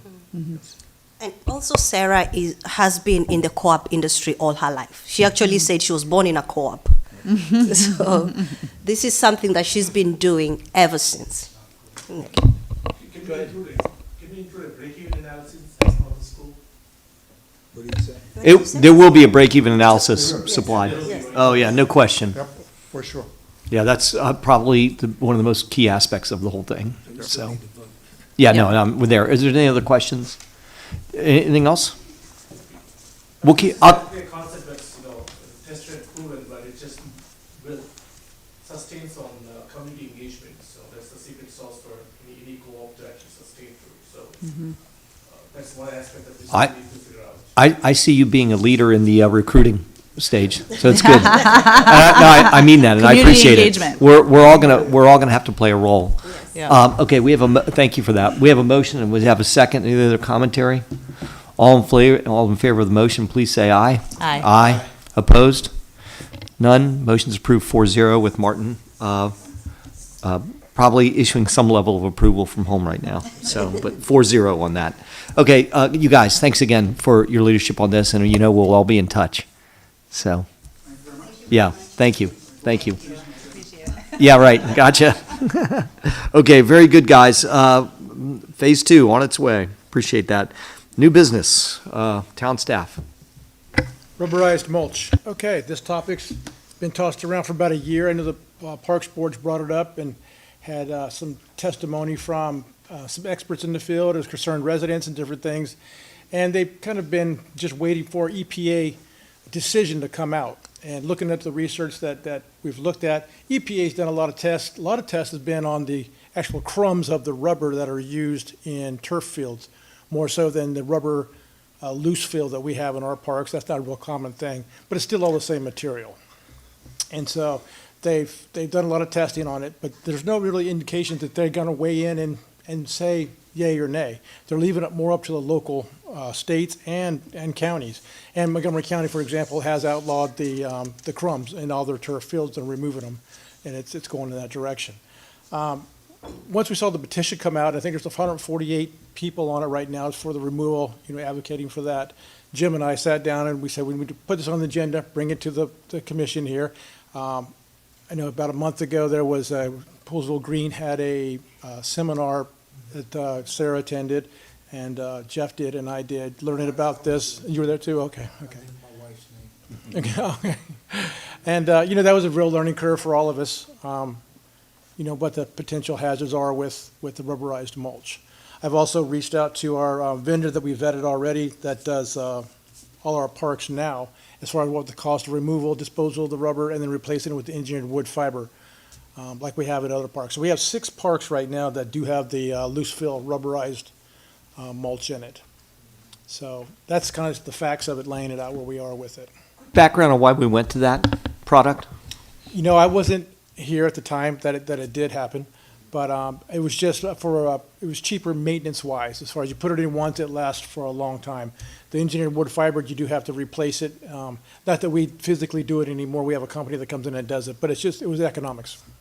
And it also had improved, when a child would fall on it, it would be more springy than the boot strips. That impact resistant. So there's a lot of information out there. The vendors say that it's safe and it's great, and then, you have, these actually environmental scientists are saying that it's bad. And I, just as an anecdotal thing, I was at a park with my grandkids last weekend, and it was really warm outside, and it was a petroleum-based material. Until I didn't think about it before, and I walked in, I was like, I could smell it, really. I mean, it was strong because the sun was beating. I was like, wow, this is, I never thought about it before until I took the seminar and, listened. So anyways, there's the nuts and bolts of it. So, and all the commissioners can weigh in, so for a town that has some of the strictest wellhead protection measures in the county and in the state, I appreciate the due diligence that we've undertaken here, as well as the community engagement has been informative and interesting, and Again, we're probably being thrust upon us to take a leadership role in doing the right thing despite the fact that it's going to cost a few bucks. So I'm welcome to have the commissioners weigh in. Appreciate the research from town staff. Yeah, let's, Ed, and then we'll just swing on down the line. Yeah, sure. It's just as I've been studying the issue also, and then sitting on the Sustainable Poolsville, but then just going out, I've gone to a couple of the different lots just to kind of see what I smell and to think about how I feel personally, and if my kids were smaller, would I let them play in it? And I would have my reservations about how, I probably wouldn't let my kids play in it, in all honesty, because I would rather err on the side of caution and safety than have regret and say, I wish I shoulda, coulda.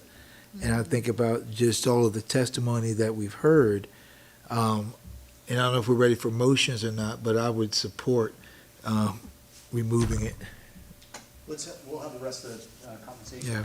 Appreciate that. I'll probably come back to you for the motion. Sarah, what you got for us?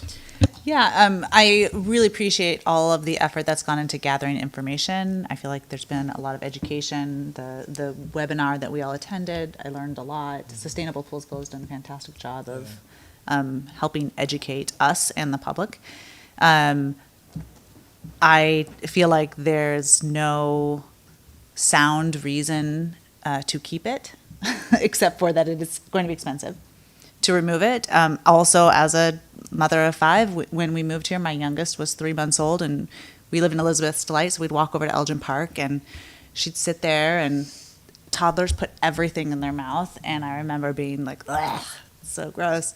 Also, from an environmental perspective, now I walk my dog through that park, and I see the scattered rubber material knocked off into the woods, and it's not biodegradable, and it's not great for the animals and the land around it. So for all those reasons, I am fully in support of removing it and replacing it with the engineered wood. I guess my one question is, what part of the budget would this come out of, and do we have the financial resources to do Sure, this? so I can answer that real quick. So the total cost of removal and replacement was about a little over $90,000. Yep. So we still had $26,000 left over of rubber money we didn't spend. Okay. So that's still in the account there. We can use part of that. Okay. Also in the same, this is in the park projects page of the budget, account 2035. There's also a whole line item that we always save up money for equipment. And we're not, our next park to be totally retrofitted isn't until 2030. We already have over $130,000 in there. So it's adequate funding. It's not even a budget amendment. We can use that, the funding that's in place, ready to be spent to take care of this now. Okay. And it's not gonna, no harm, no foul as far as down the road, 2030. We actually bumped the number up as far as equipment costs go to $40,000 per year. So we're saving plenty of money to replace Brooks Park, which is the next one. So, Excellent. yeah, it's in Okay. place. Thank you. Jeff? Yes, well, I'm definitely in favor of removing the rubber mulch, but I just want to add this part because, oh, pardon me. And I kept all the documentation on the rubber mulch, but it's very small to read on my phone here. So, yeah, I just want to say this, so if I can find it properly. It's by a company called Play Safe. And, okay, so here it is. Comprised of 100% recycled shredded rubber made from passenger tires, loose fiber with foreign materials systematically removed, and it's loose fill mixture comprised mostly of rubber granules. It's certified by IPEMA. I'm sorry, I don't know what that is. Almost twice as effective as other surfacing products. PlaySafe exceeds ASTM standard, number F191292 for impact attenuation. IPEMA has awarded PlaySafer with an independent certification for conformance to this standard. IPEMA works to promote open market for its members and to increase the quality of children's play equipment. Anyway, it goes on and on, and so on. But so anyway, that's why I just wanted to kind of make a little bit of a defense on why the Parks Board went with that. And also, as Wade mentioned, it was a certain expense, but that was over 10 years where the wood, I think the wood mulch gets replaced every year I don't know, every 1 or 2 years or something like that.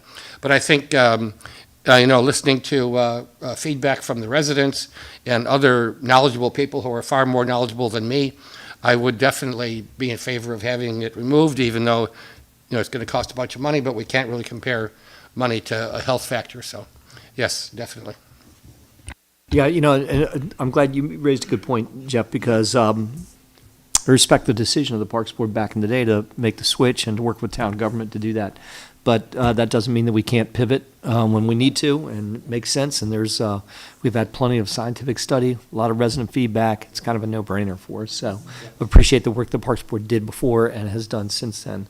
So unless there's anything else from the audience or people that are behind the desk, if you have someone, did you make a motion already? Okay. I was not looking at you specifically. I could look at Sarah too, but if you guys want to make a motion, we can go forward with it. And it's basically, again, we're not making a budget amendment.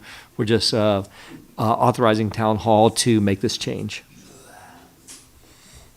All right, I'd like to motion that we authorize Town Hall to remove the rubber mulch and replace it with the engineered wood. Very good. Second. First from Ed, second from Sarah.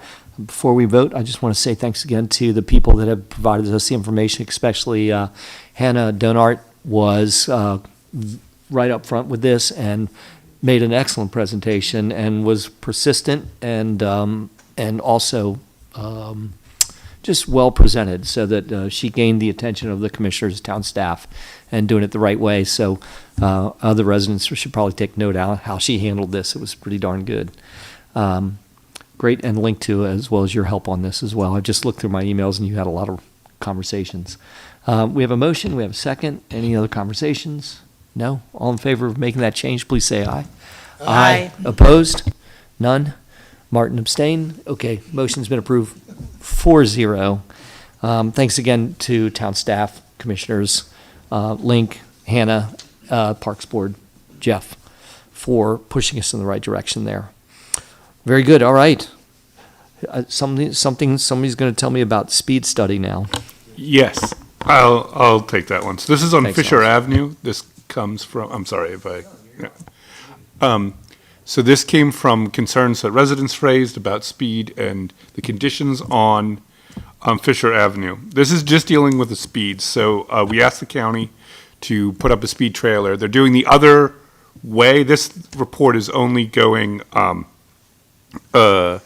is only the eastbound, I believe, traffic. Yes, eastbound traffic. What they're doing now is the westbound traffic, just as a comparison.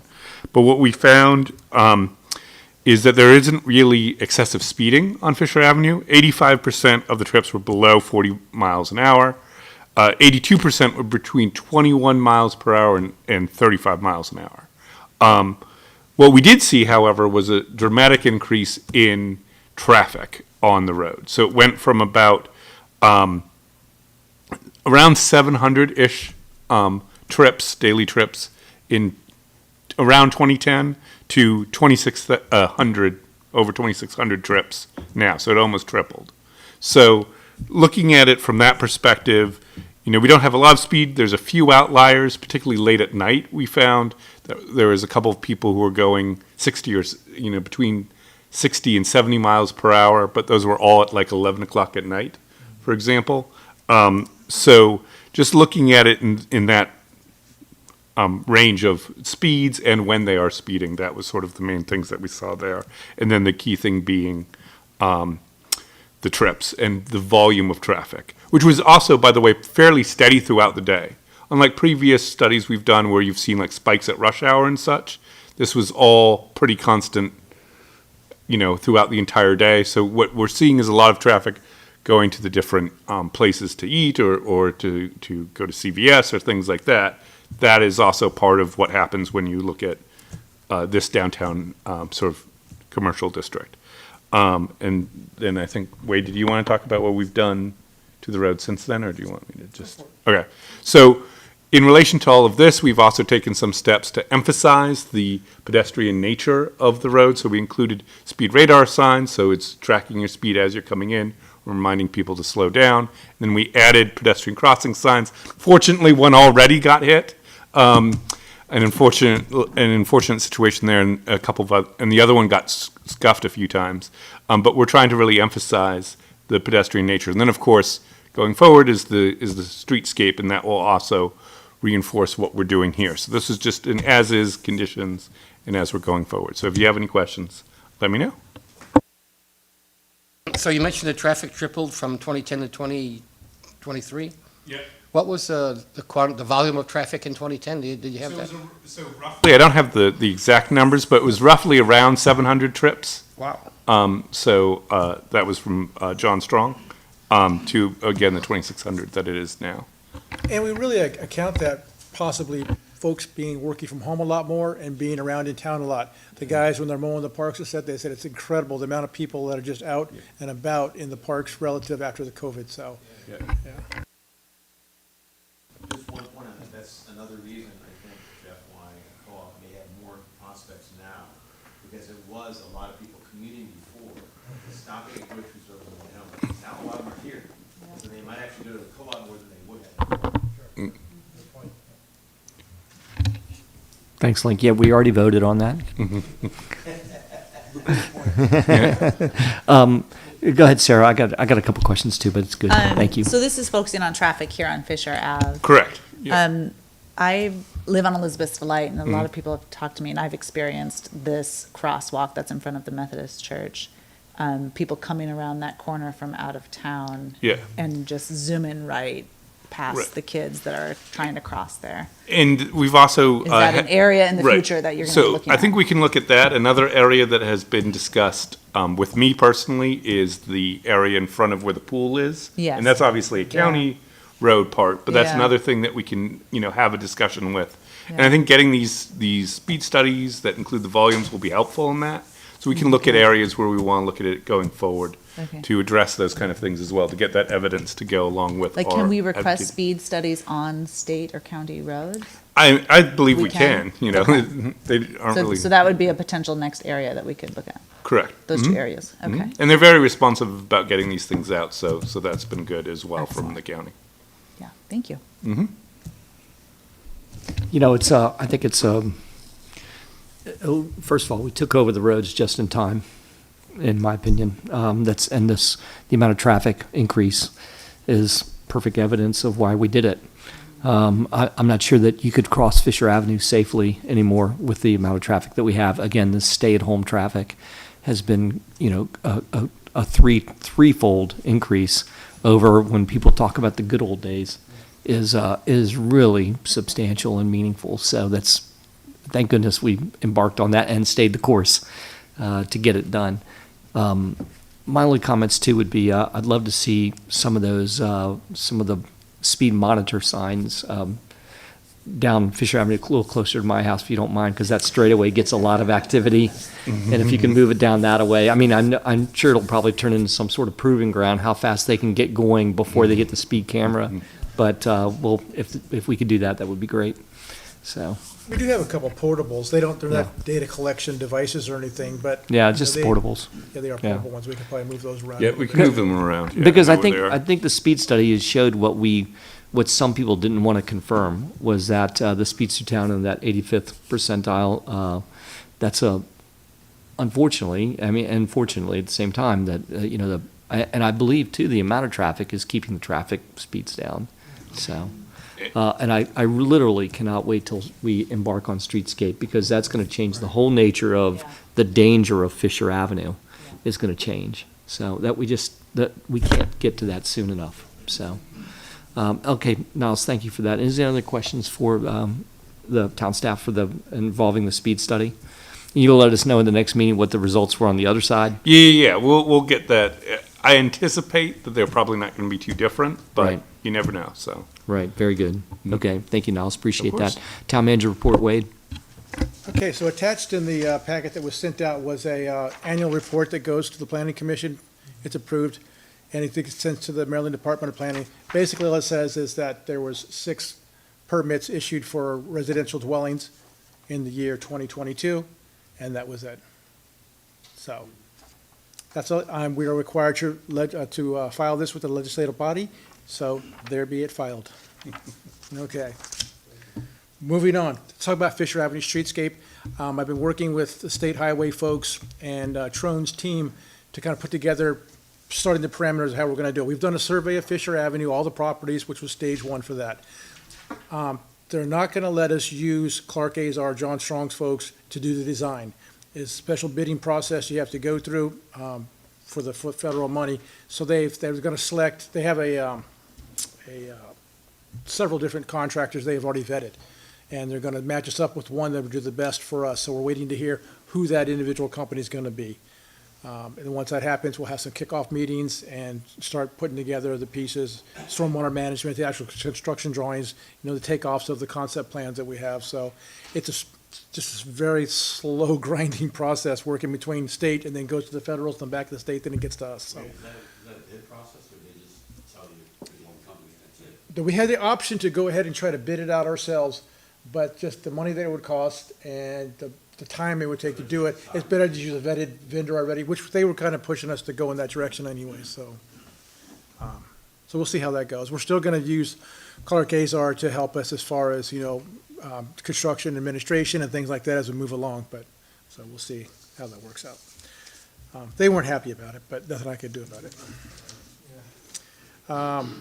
Talk about well 3, the PFAS filtration update. So the filters are in place. The pilot program's running exactly like we expected it to.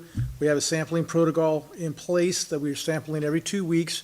We do pre-filter in between the two filters and then post-filter. The results of the first one came back and is total removal, which we expected to have. We had to do this at least 3 more sets of samples like this, and then we're going to put a report together, send it to MDE, let them know we want to bring well 3 back online into the distribution system, and then we can continue our pilot program until we get a breakthrough. We can find out, okay, is this media going to be good for us or not? It's several thousands of dollars for them to remove the media from the filters, and then they have to ship it back, and they destroy the fluorine carbon bonds, I think, by a heating process. So you can't just backflush it and let it go back out into the environment. It's captured in this process.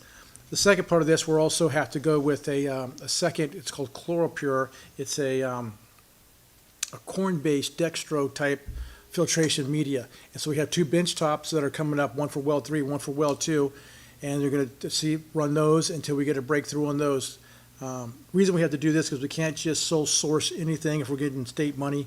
They want to see a couple different attempts to use different types of medias. The filters may still be the filters we end up using because they can take multimedias. So we're just going through the process now, but it's very promising, and we'll probably hopefully bring well 2 back on here by July would be great as the peak summer gets up and the wells are stressing a little bit. So it'd be nice to have that extra well back in. So. We need rain. I was gonna say, are our water levels affected all? Not yet. Now by the lack of Not. spring rain? Yeah, it'll take a little bit of time for that to happen. Plus, people start watering, and then that'll be. And that's when, yeah, so that's not really, we've not seen a really increase or a peak in as far as it goes. Even the county pool filled up, these are 1 million gallons easily, and it's, it didn't really bother the wells as far as the aquifer level goes at this point, not yet. So speaking of pools, I'm thinking most people have already started filling up their pools. Yeah. Some people will have water brought in, but then I'm sure some people will try to tap into. You have a mixed bag, absolutely, yep. So we check the well levels. That's one thing that the guys do every day. They have to check each well every single day. They take the time that it's pumped, the well, the level of the water, the amount, the chlorine levels, the pH. This is the whole thing we have to do every day, required by the state of each well. So it's very closely monitored. Do we have any, I don't know, not protocol, but have we had any efforts in the past to have conversations with community members about when we are in drought situations, here are ways to responsibly use water? Is that something Sustainable Poolsville has talked about? So there is things on our website about that, but typically what happens is the state, when you have dry condition, that's one thing. But when the aquifer starts dropping, and then you send notices out, the state usually is on top of it pretty quickly because they look at our reports each month as we're going through it, and they have a regional advisory. We've had them put out the regional advisories, and we've not even been at a point where we needed to do it ourselves, but we have to comply with them. So, yeah, there's state hydrologists that are watching all this at the same time. So, yeah. Okay. Did I hear you right that well number 2 could be back in service as soon as this July? No, just well 3. The well 2 will have a bench top test on it. And the bench top test, I don't know if you saw the filters at well 3, they're 13 feet tall.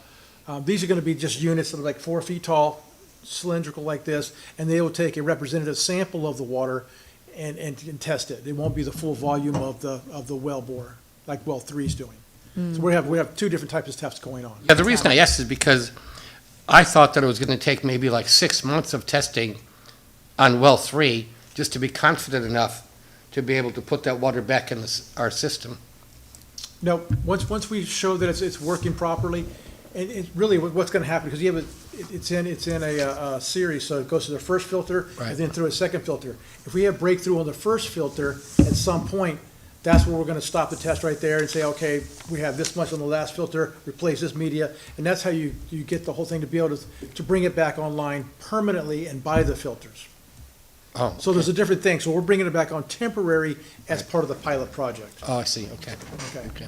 And also, if I'm not mistaken, it's also, the bigger part of this is determining how long the media can last in its. That's very important. Right, yeah, so that's really, they can still go online with it, knowing that it's working, but if they start seeing the media, breaks down over a period of time, that's gonna tell us the length and the investment And that's it's the whole gonna bigger take. picture. Yeah, so. Have any other municipalities done something similar that we can learn from? We're like the first one, and we were able to just get it, we knew the right people in MDE and made the right proposals. Kathy Mim helped out with it, and we're like, no, we're carrying the flag again like we usually do, actually. Maybe it's an opportunity for you to teach them, because other municipalities are going to come across this sooner or later. That's how we're going to make all our money back. That's right. Okay. You want to do your Lindsay Memorial? Oh, yeah. So just following up on what Ed had talked about earlier with the lynching memorial, I met with the group last week. The proposed site is going to be next to the community garden. We had some discussions about exact placement, exact area. It's going to be a 2-sided sign, so maybe creating area behind it. There's still things that have to be worked out. The Presbyterian Church, and some wayfinding questions that we have to do, so it was down to the nitty-gritty. But it was a good conversation, it was a productive conversation, we just have to work out some of the details. One of the questions that came up during that discussion was about whether the town wanted to sponsor the sign. And so that's something that that the commissioners can discuss, and then the potential ownership of the sign, who will actually own the sign. And that part is still to be worked out in agreement between the group and ourselves. So those are sort of the key things from that meeting. If you have any questions, you can feel free to ask, but that was the summary of it. We're welcome to talk about those 2 issues if you want to tonight, but I'd probably rather wait for Martin to come in and be a part of it too, because it's really comes down to ownership and maintenance, and also how is the town represented on the sign as well, whether it's the town of Poolsville, a bunch of proposed names kind of bandied around. Wade just struck it down with the town of Poolsville. If you're going to go with it, then it's the town of Poolsville. But we'll talk about that at our next meeting, and the project will continue the collaboration with town staff. So, but it is moving forward, and I appreciate town staff's efforts on that. Okay. To pick up on the AED at Stevens Park, that's been advertised. We still have to certify, we have to register this with the state of Maryland, so we're waiting for a few things we have to do as part of this, is to have a coordinator, and town staff has to be trained on the AED and CPR. Everybody has expired, that's why we're waiting for Jeff, and Jeff has them locked in for June 5th, 14th? 14th, and then we have a session, I kind of get him a little bit mixed up, so I think the town staff is the 14th, and the Poolsville Camp Counselor is on the 15th. Okay, so once we have that done, we can appoint the coordinator, and there's a whole list of things we have to do, and get that thing set up and up and running. So, and like Jeff put out there, it was great to see Montgomery County Fire Rescue step up, and Chief Radigan do his. Yeah, Yes, that was just great. They moved right on that. So, again, we're the first on something else. There's a lot of those over the past 10 years we were the first on. We should. There's a lot of them. Road paving is in process. They're doing some of the milling and utility work, moving stuff right now. The main paving itself is probably going to start mid-June and last through mid to late July. Speaking of road paving, so I've had several Residents ask about particularly what sections of Hughes Road are going to be done, and I'm sure it's all the people that are living on the, down by the other side of Tom Fox. Yes. And that stretch, what's happening? It's exactly the schedule and exactly what locations are all on the website. You know, I looked on the website today, and it was, maybe it was my computer didn't have it really readable, that well organized. Nothing against how you guys put it on there, whoever did, could just be my computer, but I pulled it up. It had to be your computer. Exactly, that's exactly the reason No, why. it's just a simple table. The reason, well, it was, the table came up weird. All right, Sarah, are you looking that up right now? Please do. Give us a look-see on that. We can work that out, though. I'll look at it again. I was actually seeing if the registration was open for Stevens Park. It is. And I confirmed it was, so I didn't yeah, know. and we've had a good response so far of people from camp, so. Okay, another thing that's been going on for a while, the sewer backup claim with St. Peter's that we had a while back. So finally, came to terms with the settlement with Legit, our insurance company. They're made whole, St. Peter's is, so they're happy. I think the language of how the release was done was the last 2.5 months. So working with their attorney, so they've worked it out, and it's a closed case now, and everybody seems to be happy. Titus Trash, they're receiving some of their recycle bins have come into their yard. They're prepping up. They're going to be delivering them the last week in June. It will be around June 20th is what they're saying, so it won't be the last week, but right before that last week to prep to go into July.